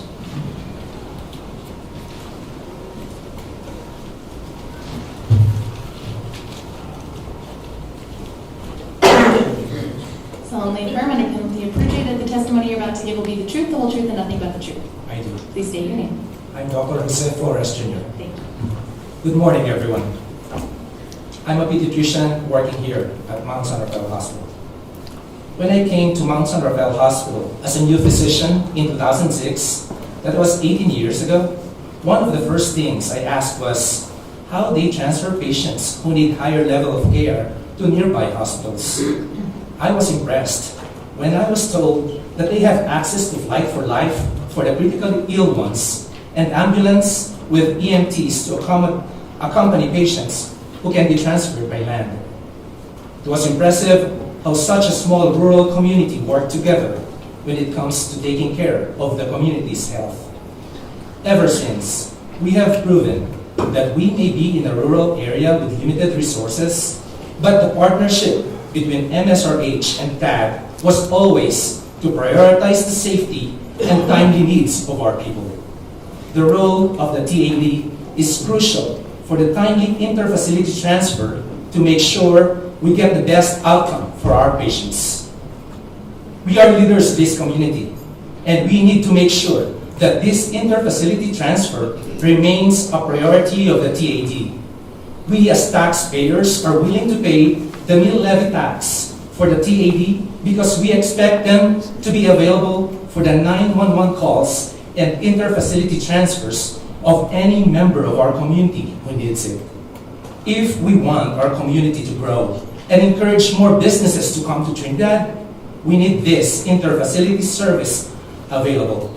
We need to make people feel safe with a reliable system. I am sure nobody wants to be riding the ambulance, but we still pay for the levy tax because we know that by doing so, we have an assurance that TAD will be there to transfer our community members who will need it anytime. Thank you. Thank you, sir. Dr. Castro Flores.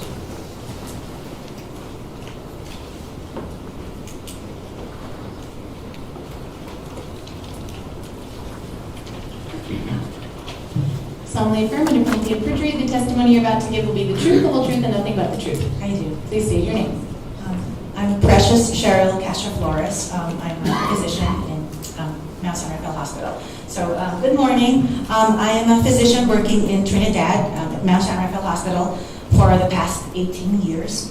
I work in the clinic now, but in 2006 when I first started, and for many years after, I did shifts and as hospitalist. I did hospitalist work in Mount San Rafael. Sometimes I would do, a lot of times, 7-day straight shifts in the hospital floor, or what you now call the PCU, like what the hospitalists do now.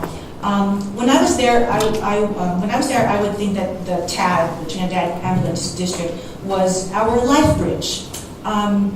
Why? We are all a team, and our mission is to give the best care to our patients who are in critical condition.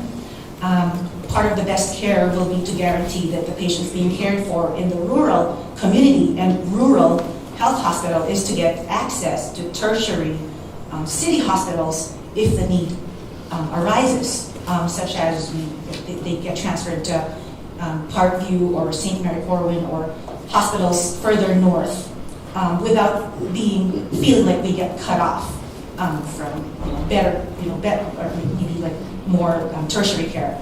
When I worked at the PCU at MSRH, I was thankful that patients who needed a higher level of care can receive that care via hospital transfers. Patients can be transferred to a cardiac care unit when they have impending heart attacks or decompensated heart failure, or to the ICU if they have persistent sepsis or respiratory failure, or if they need a higher level surgical unit, or have an internal wound that needs drainage by interventional radiology, which we don't have. So we don't have a lot of critical specialties in our rural hospital, despite the excellent care given by our hospitalists and other staff and our equipment in the hospital. But this is where the Trinidad Ambulance District plays a crucial role in acting as our life bridge. They transfer critically ill patients to a higher level of care, which is only available sometimes outside Trinidad or Los Angeles County. This gesture can save lives in our community. A transfer to a tertiary hospital should be seamless and timely, no delays, hopefully, to maintain good patient outcomes and less morbidity and mortality. And I would implore the TAD service plan should be clear about this and not be ambiguous. We need assurance that the TAD will continue to act as our life bridge.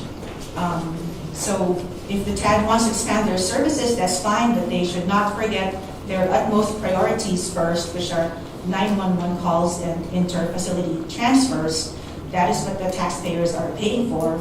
This is how we get the best care. Thank you very much. Thank you. Ms. Shannon Castillo.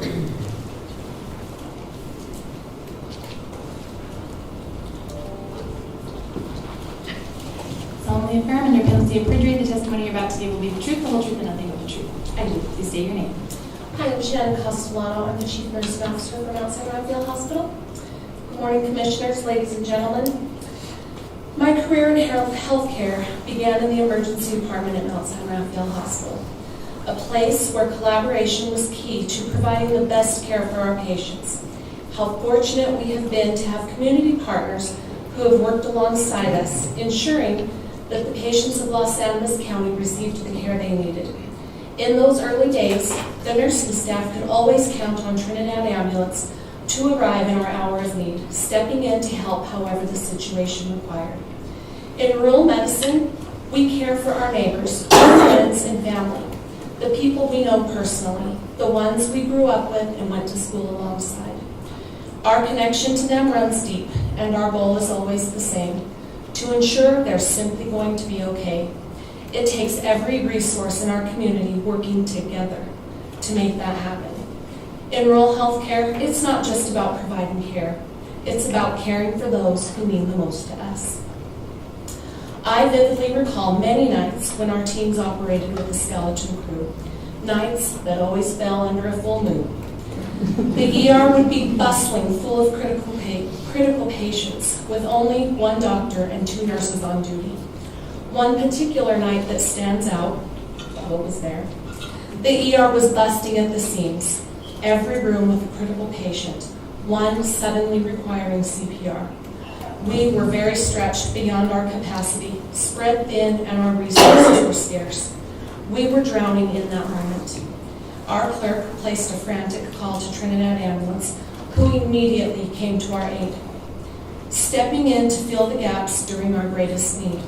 That night, together, we saved lives. Back then, we relied on each other completely. No matter the situation, Trinidad Ambulance consistently provided the unwavering support we needed. Their reliability and dedication made all the difference during the most challenging moments. Trinidad Ambulance has been called upon to transport critical patients when flights were grounded due to inclement weather. In those moments, Mount San Rafael Hospital nurses often accompanied the ambulance to provide a critical transport team, working again together to provide the level of care those patients needed during transport. When I look back on our partnership, it is with deep gratitude and pride. We were there for each other, always ready to step in no matter the circumstance. It was a bond built on mutual respect and the shared commitment to doing whatever it took to care for our patients. Those were challenging times, but they were also some of the best and most rewarding. Over the years, the mission of Trinidad Ambulance has evolved, and so have the challenges we face. I remember countless nights in the ER with critical patients who needed urgent transfers to higher level of care, cases that exceeded the capabilities of critical access hospital. It could be a patient suffering from a heart attack that needs a cardiologist urgently, someone with a serious trauma requiring a trauma ICU, or a medical emergency requiring specialized services. I also recall the stress and uncertainty, worrying if Trinidad Ambulance would accept the transfer, or the anxiety that they might question the emergency board certified physician's judgment on the urgency of the patient's medical need. Those moments of tension underscored the complexities of working in rural healthcare and the vital importance of trust and teamwork. In my current role as Chief Nursing Officer, my concerns and worry have shifted. I find myself deeply concerned for our staff, who must dedicate critical time searching for transportation and resources, sometimes as far as Southport, to ensure patients receive critical care that they need. I'm deeply concerned that patients might not get transported timely, impacting their outcomes. This added burden not only affects our staff, but also delays the care for our patients that they deserve, which is a growing concern in our mission to provide timely and effective care. I wholeheartedly support Trinidad Ambulance's desire to expand their services within the community. It is a commendable and forward-thinking goal. However, we must ensure that such expansion does not compromise the existing services. The residents of this county deserve the service their tax dollars provide, including interfacility transfers and 911 calls. These services are essential, as they can literally mean the difference between life and death for a community member. As we look to the future, collaboration and thoughtful resource allocation remain our priorities by working together. Thank you. Thank you. Andrea Jimenez.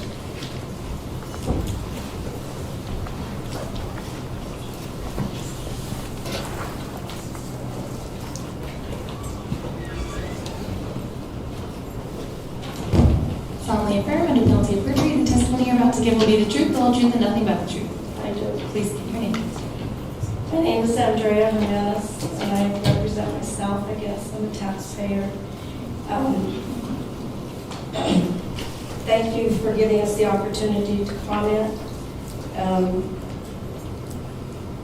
The reason that I voted back when we had the election for taxes to go to the ambulance district was because I knew it was a facility that we needed. I've heard lots and lots about working together in medicine, and it's true, we have to.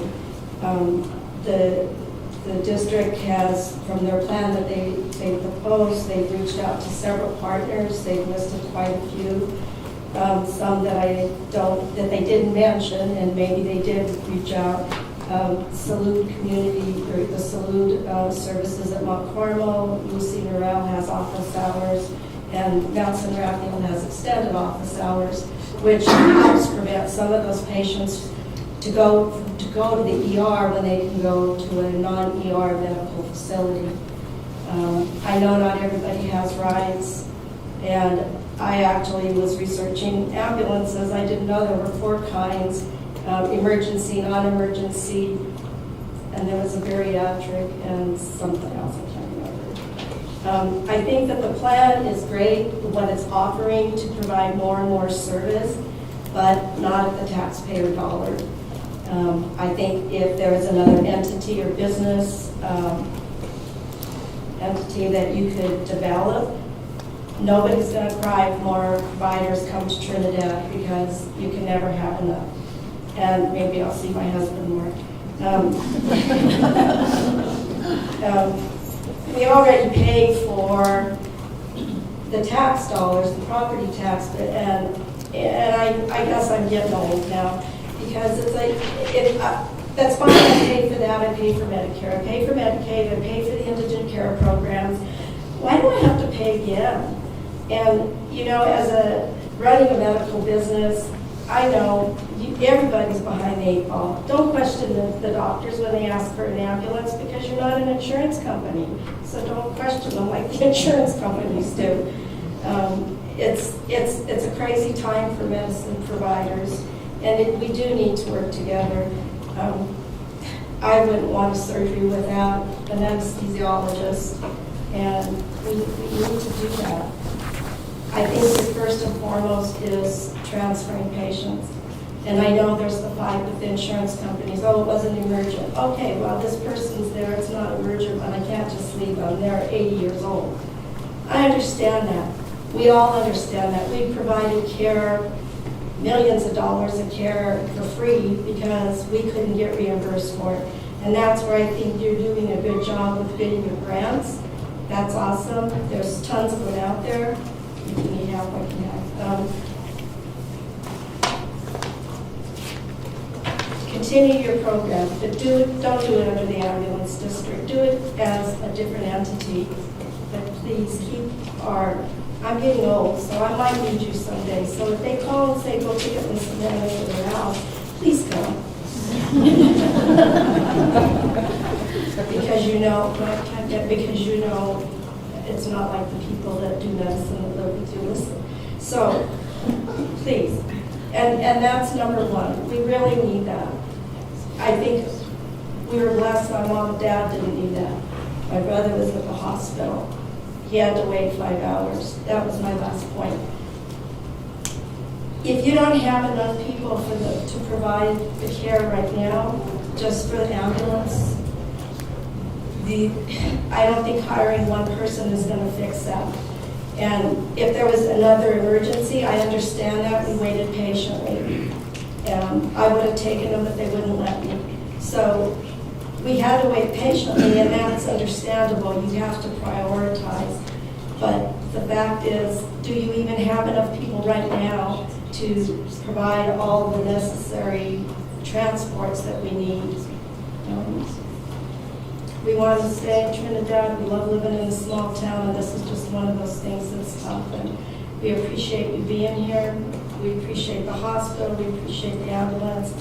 And please reach out to those other health partners in the area that I didn't hear about, but that doesn't mean we didn't do it. So thank you.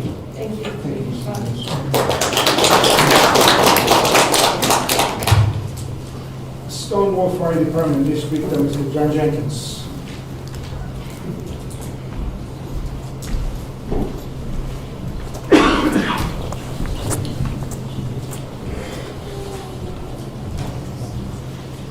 All right.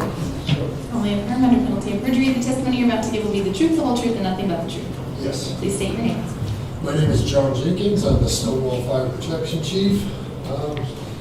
I'm here today to inform the Los Angeles County Board of Commissioners that this proposed service agreement by the Trinidad Ambulance District is full of lies and defamation regarding the fire protection districts. Let me start by saying there is nowhere near 500,000 acres of the county that is not covered by a fire district, and that the small areas of land that are not covered by a district are still covered by neighboring districts. Secondly, the statement about the lack of fire protection and training are nothing more than hearsay and have nothing to do with this service plan. If TAD would like to keep this in their legal document, I would like the name of the so-called citizens to be included in this so-called service plan. Also in this paragraph, the Trinidad Ambulance District claims that the Fire Protection District's response times can range from 1 to 2 hours. This statement is a flat-out lie. If it takes me 1 to 2 hours to arrive on scene, and we are there typically 30 to 20 minutes before TAD, then it must take TAD 1.5 hours to 2.5 hours to arrive on scene.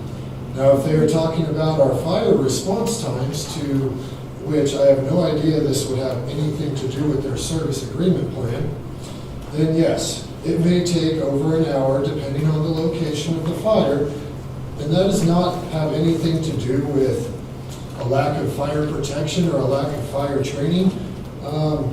It's more has to do with because we do not have nice roads and driveways leading us to the scene of our fires.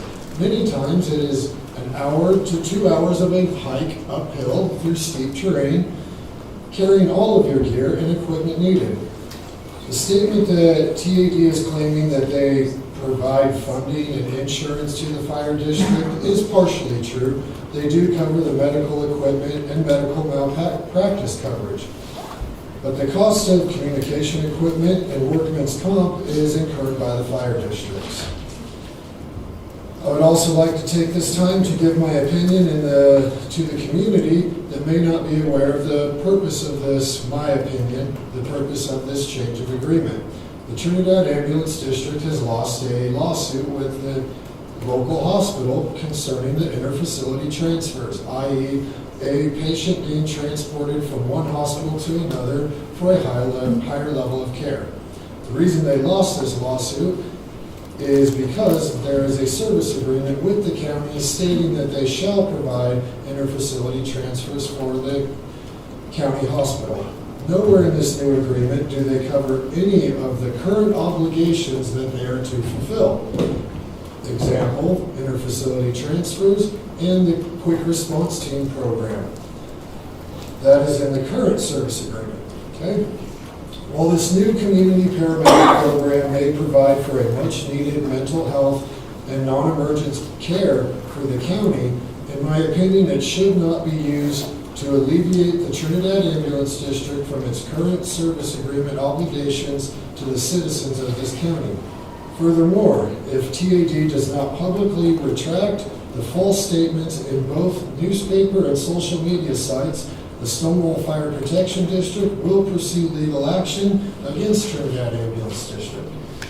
I would like to urge the county commissioners to force TAD's new service agreement to include the requirement of the QRT program and interfacility transfer services.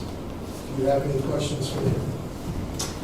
None at this point, Chief. You're on the road, and anyone that has testified, please stick around. We may have a follow-up question here. Thank you so much. Thank you.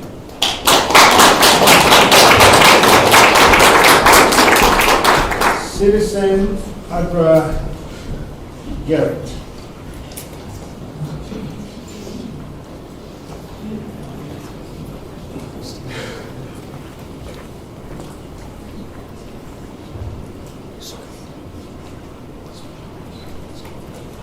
Solemnly affirm under penalty of perjury, the testimony you're about to give will be the truth, the whole truth, and nothing but the truth. Yes, I do. Please state your name. Audrey Garrett. Good morning. I am here as Audrey Garrett, citizen of this community. I apologize for any redundancy with my comments this morning. I'm here to implore you to reject this amended service plan. In the recent litigation, Trinidad Area Health Association versus Trinidad Ambulance District, Judge McKisson had to rely upon intent because the current service plan was ambiguous. It was ambiguous in the very purpose of running an ambulance service. And now we have this, something even more ambiguous, a plan that doesn't even speak to transporting patients. Oops. Trinidad Ambulance District, in the litigation, or through the litigation with Trinidad Area Health Association, cited lack of equipment, lack of personnel to transport patients. So, Trinidad Ambulance District would not perform inter-facility transports after certain hours. This service plan proposes to add services. But wait, it doesn't mention transports. And I guess that's why they think they can add services. They limit or remove one. When transports are needed from this hospital, it is because the doctors have decided that they cannot do anything more here and the patient needs treatment elsewhere. Time is of the essence.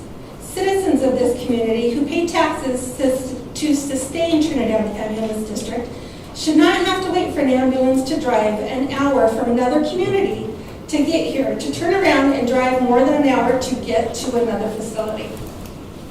Instead of buying buildings, body armor, why not hire more personnel or perhaps obtain additional ambulances if that's the need? At one point, the ambulance service attempted to buy the gun range, for God's sake. If you're not performing in an exemplary manner with your very basic purpose, which is operating ambulance services, why would you expand those purposes and take away that necessary time that's needed to transport people to other facilities when it's required? I personally have had 2 family members directly impacted by the limitations of Trinidad Ambulance District's personnel and equipment. One waited for hours for an ambulance transport, hours. And the second waited more than 6 hours to be transported and ultimately had to be flown out by helicopter. I would encourage the commissioners to please look at Morrow County's ambulance service plan. It's in draft form online, but it has the detail that's needed in a service plan. What you have in front of you doesn't have enough detail to even begin to guess the intent anymore. Thank you. Thank you, ma'am.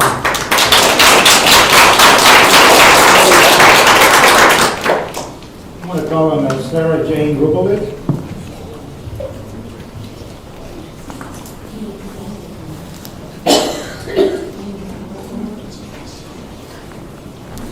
Solemnly affirm under penalty of perjury, the testimony you're about to give will be the truth, the whole truth, and nothing but the truth. Yes. Please state your name. Sarah Jane Rubley. I am a taxpayer. I thought I would be the only one here at this hearing today. What I was going to say has already been stated. When I received this letter, I was quite shocked. First of all, it doesn't even have a date on it, so you don't even know when this thing was mailed. It says to provide additional care to chronically ill and homebound patients through skilled community paramedics. Well, I think that could be provided by a certified nurse assistant, and we do need that for paramedics. And you also have several jobs posted now on your website trying to get paramedics. So you obviously lack care now. I think this is a violation of Tabor.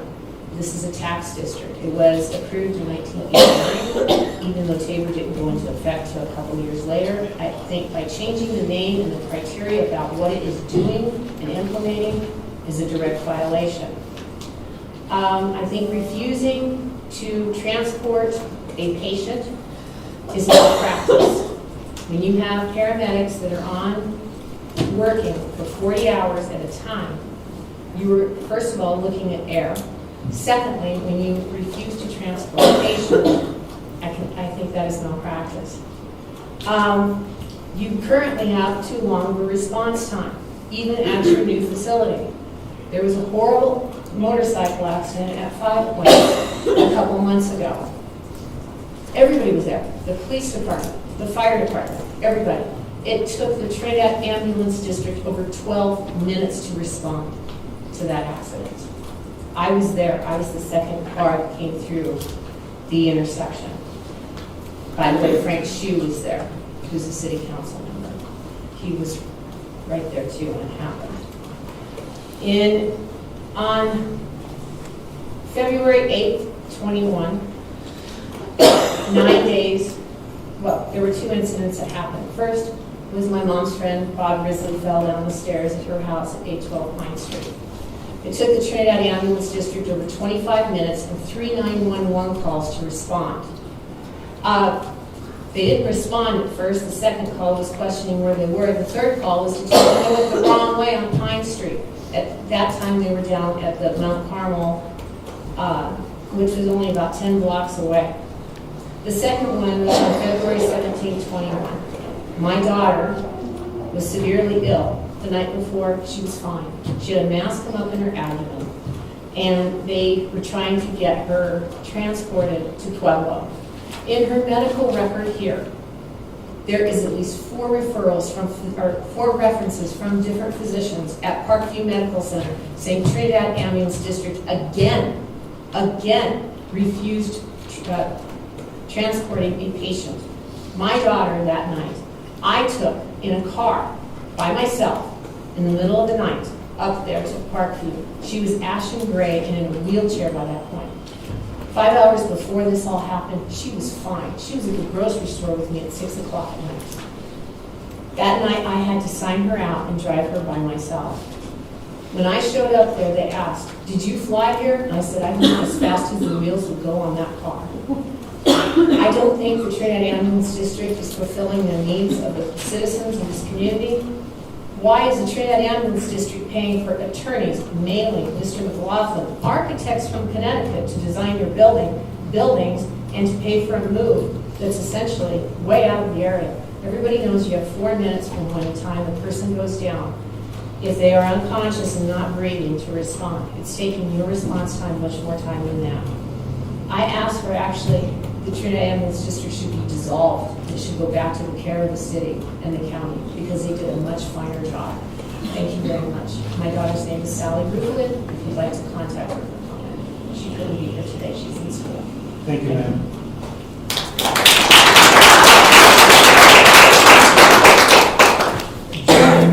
James McLaughlin.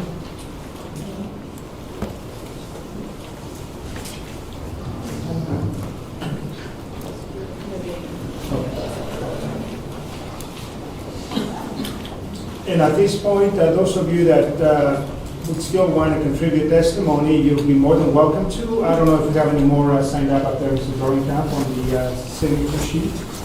And I'm going to give you an opportunity, last call here in a moment, for those of you online as well as here in the room. Good morning, sir. Good morning, everybody on the road. Please proceed. Good morning, Chair and Commissioners. Thank you for this opportunity. I just want to start by acknowledging what I've heard from this community nonstop is a passion for providing care and service to people in need.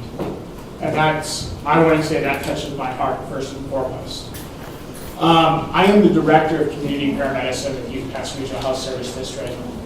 We are the provider of 911 ambulance service, interfacility ambulance transport, mobile crisis services, and community paramedic services for all of Park, all of Teller, portions of Douglas, and portions of El Paso County. We serve nearly 3,000 square miles of area. Our community paramedic program started over 10 years ago. And it was based on a very simple fact that Healthcare has become extremely complicated across the country. Access to care is very difficult, especially for marginalized populations. People with, that are geographically isolated, people with socioeconomic challenges, they tend to struggle more than others to access healthcare. And the impact associated with that is that people go without healthcare, and specifically, people go without behavioral health care.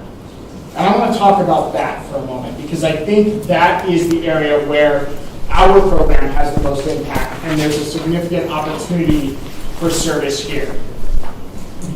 When people are in behavioral health or substance use disorder crisis, and they're contemplating suicide, that is an impulsive thought, and it can be just as impulsively interrupted. What do I mean by that? What I mean by that is this. If the right person with the right training gets to that person in the right time, they can say the right words to instill hope and opportunity in that person and reduce their potential for completing suicide. An effective community paramedic program looks at the social determinants of health, those things that make it hard for us to receive the care that we need, when and where we need it. We know that suicide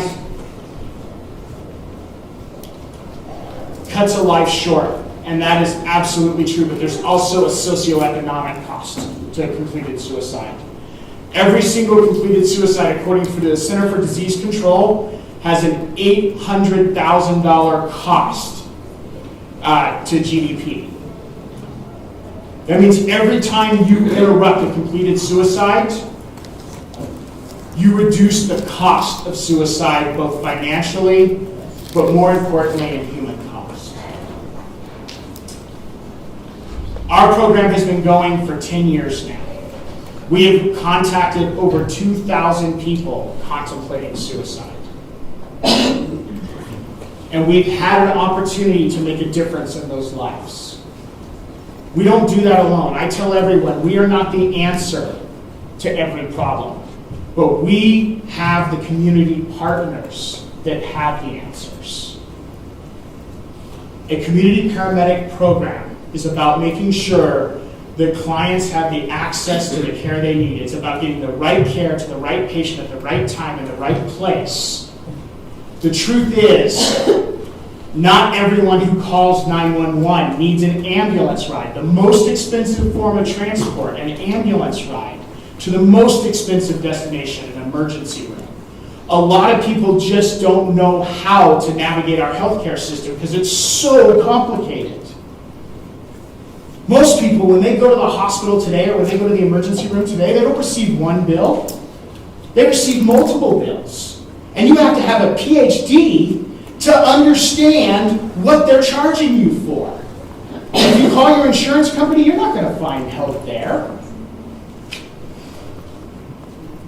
And it's getting harder and harder to gain access to a primary care provider. We are a force multiplier. Community paramedic programs offer an opportunity for patients who do not need an ambulance ride to have access to care in a meaningful way. Our program is estimated to save about $2 million in downstream costs every year. In addition to saving money, though, our client satisfaction score, meaning the satisfaction that our clients give related to the care that they receive, is 4.9 out of 5. We say it again.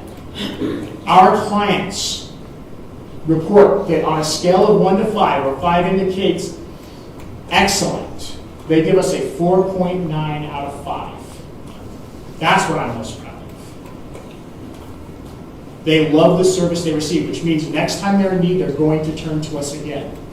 They're going to reach out to us. If they're in crisis, they're going to trust us. We build relationships. That's what community paramedicine is. Finally, in addition to cost savings, in addition to access to care, we are there as a force multiplier. Because if we continue as an industry to transport everyone to the hospital by ambulance, there's not going to be enough ambulances. Because as healthcare becomes more and more complicated, more and more people are going to turn to the 911 system. And as we know, revenues are going down. We heard testimony on that. And the cost of care is going up. Thank you, sir. Thank you.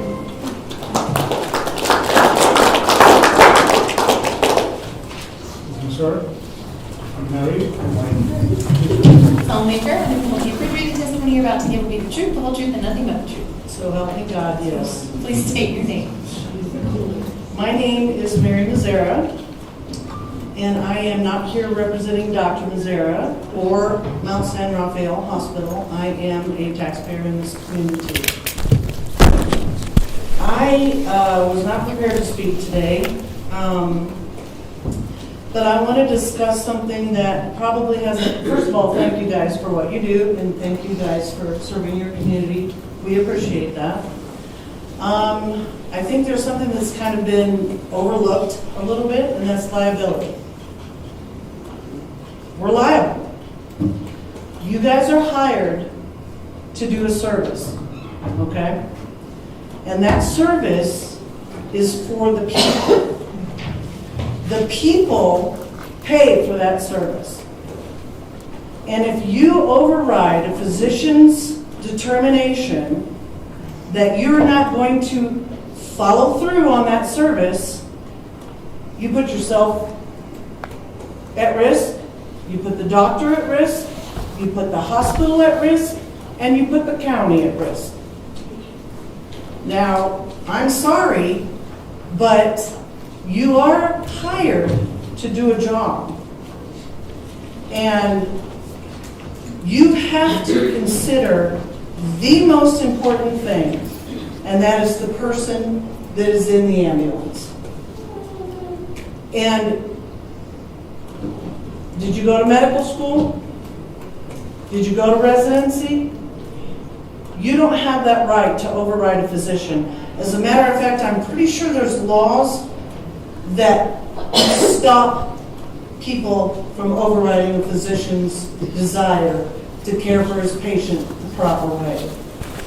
So I ask that you eliminate what this is and consider the fact that the services that the people of this community are paying for, they're not receiving. And I'm done with that.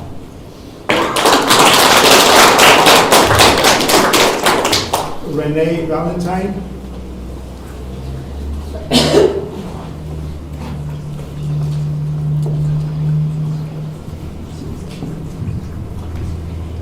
Solemnly affirm under penalty of perjury the testimony you're about to give will be the truth, the whole truth, and nothing but the truth. Please state your name. My name is Renee Valentine. So I didn't write anything down because I wasn't expecting myself to get up here and speak. But as I listened to all the conversations and everybody who got up here and talked about what they wanted to provide for this community, well, I was in the EMS service about 28 years ago.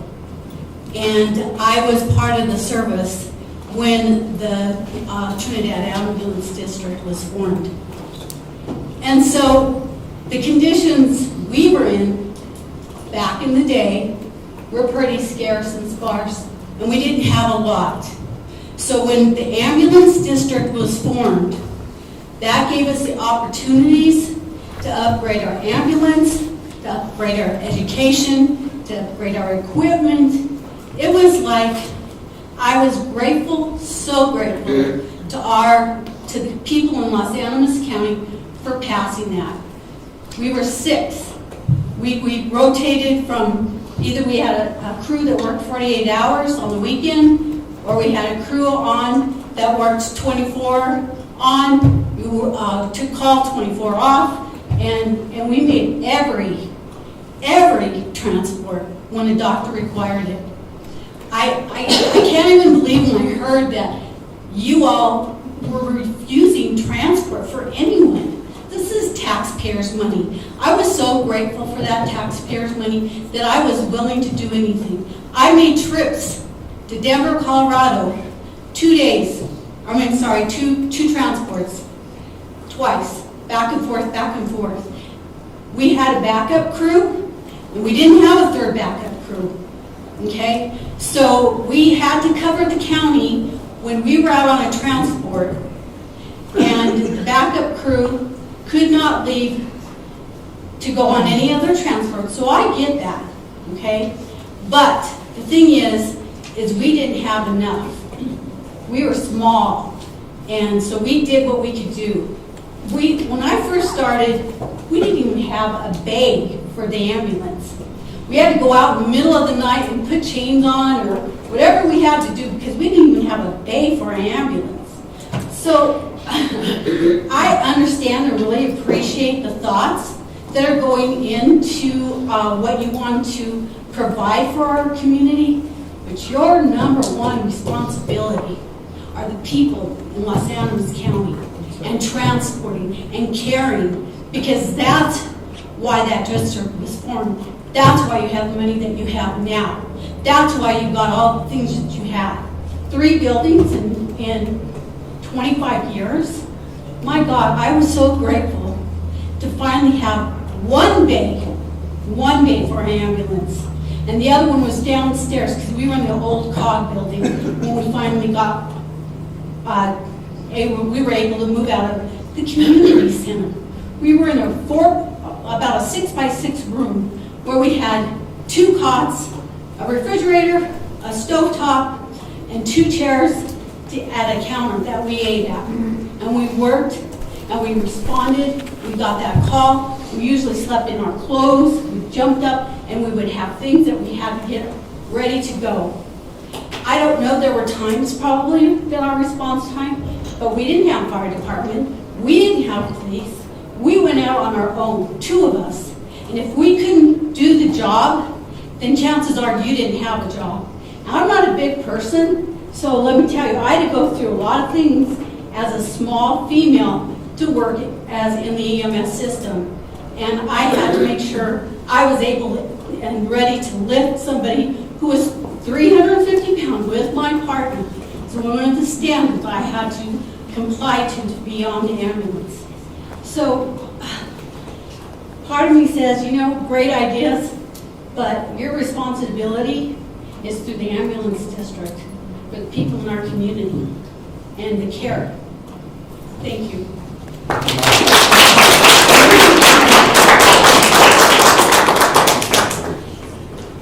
That concludes those that have signed up. Let me go ahead and ask anyone online or here that would like to come up and provide testimony on today's hearing.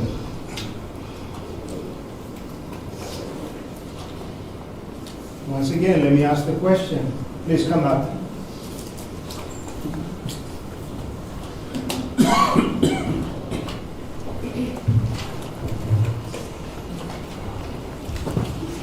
This way because I won't be able to reach.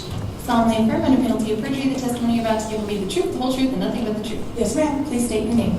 My name is Kimberly Rossetti. I am a citizen of Trinidad and Los Angeles County for over 40 years.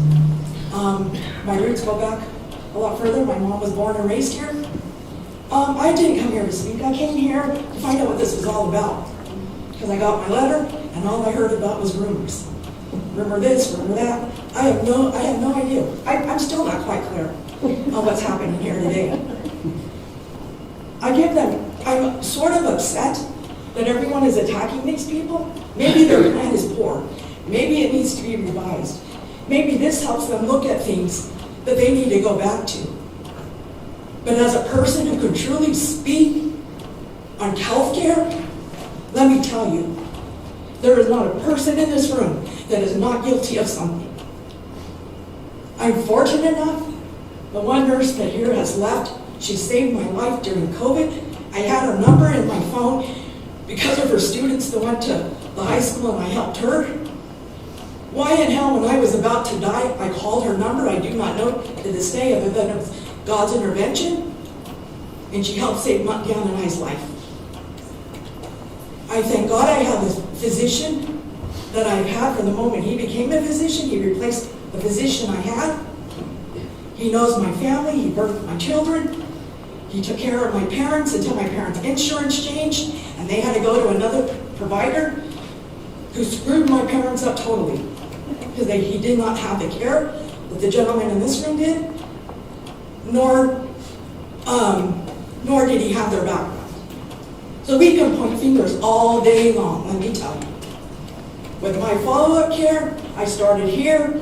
I've gone to Pueblo. I've gone to Springs. I've gone to the best of the best at Swedish Hospital in Denver, or Jewish Hospital in Denver, Colorado.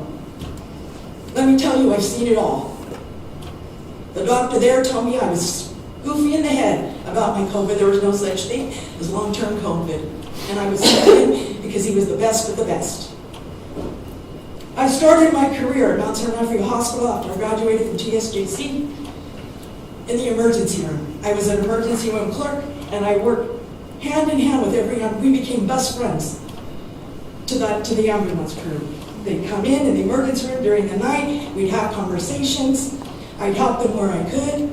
I then moved up to admissions, where I would get patients coming to the hospital. Back then and there, we cared one-on-one with those patients. We knew them. We talked to them. We followed up. And why I have no criticisms necessarily with Mount San Rafael Hospital, any more than I do with UC Health and when I got there during COVID. And let me tell you, that's a long story. I will tell you that in every medical profession, we've lost the one-on-one personal to the patient. Even here locally. I'm a number. I have to have 15 accounts to pay my bill. And if I have $100 and all I can pay, I have to pay 5 here, 10 here, 2 there. Whatever it's going to take to make sure everything gets a number on it so that I don't get a call, which I get daily, because you can imagine our bill. What I would like to see here is for that plan to become a community project. That I'm upset that there's not a city council member here. Everybody should be part of this. They need to take their notes. They need to listen to everyone who spoke here with their complaints, their concerns, and shame on you if you are refusing to transport somebody. Because believe me, if Fight for Life had refused to transport me, if you had refused to transport down during that time, both of us would be dead today. So you don't know. You don't know what the little stub of toe is going to do to somebody who has diabetes, that it does become something major. We're here to care about each other. This community was founded on being caring to each other, and we've gotten away from that. So it breaks my heart to hear everyone in this room attack these people because of a plan that maybe isn't quite right for Trinidad, but they were trying. They had an idea. Nothing we do is perfect. And the only way it becomes close to perfect is if we work together. So shame on all of you who are pointing fingers, because if you want, this is the problem about our community. It's truth. And when you talk about truth, we all take accountability in that truth. We all have to look at ourselves in the mirror and say, what did I contribute that wasn't to the betterment of all this? So let's be better, people. Thank you.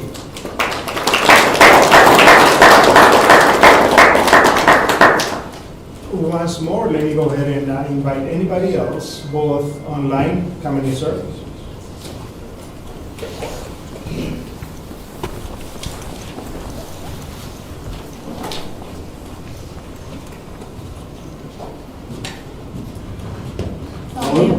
Solemnly affirm under penalty of perjury that the testimony you're about to give will be the truth, the whole truth, and nothing but the truth. Yes. Please state your name.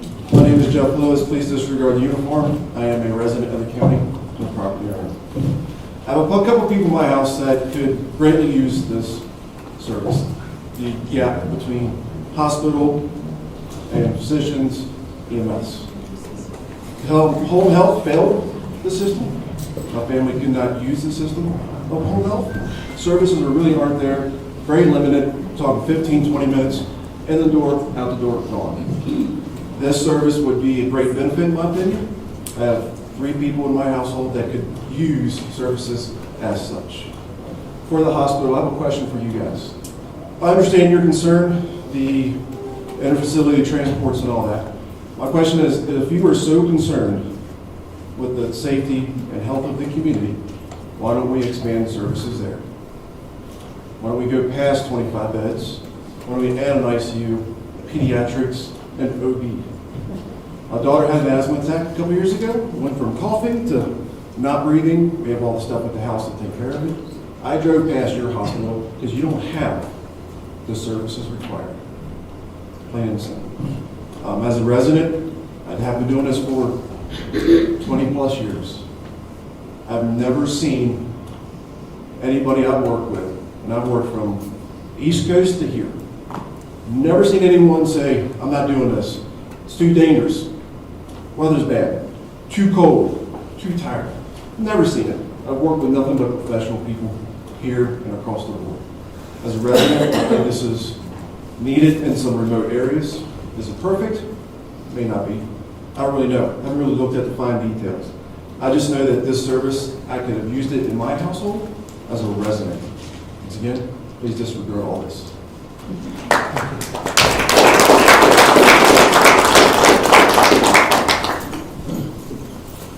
Anyone else in the audience? With your permission, before we go to closing, I'm going to call for a personal moment. We're going to take a recess. In the event, we have, let me let you know for some of you, we have restroom facilities on the 3rd floor and on the 1st floor. There is none on this floor. So let's go ahead and take a 15-minute break. Let's come back at 12:45. 12:45. Yes. Recording stopped.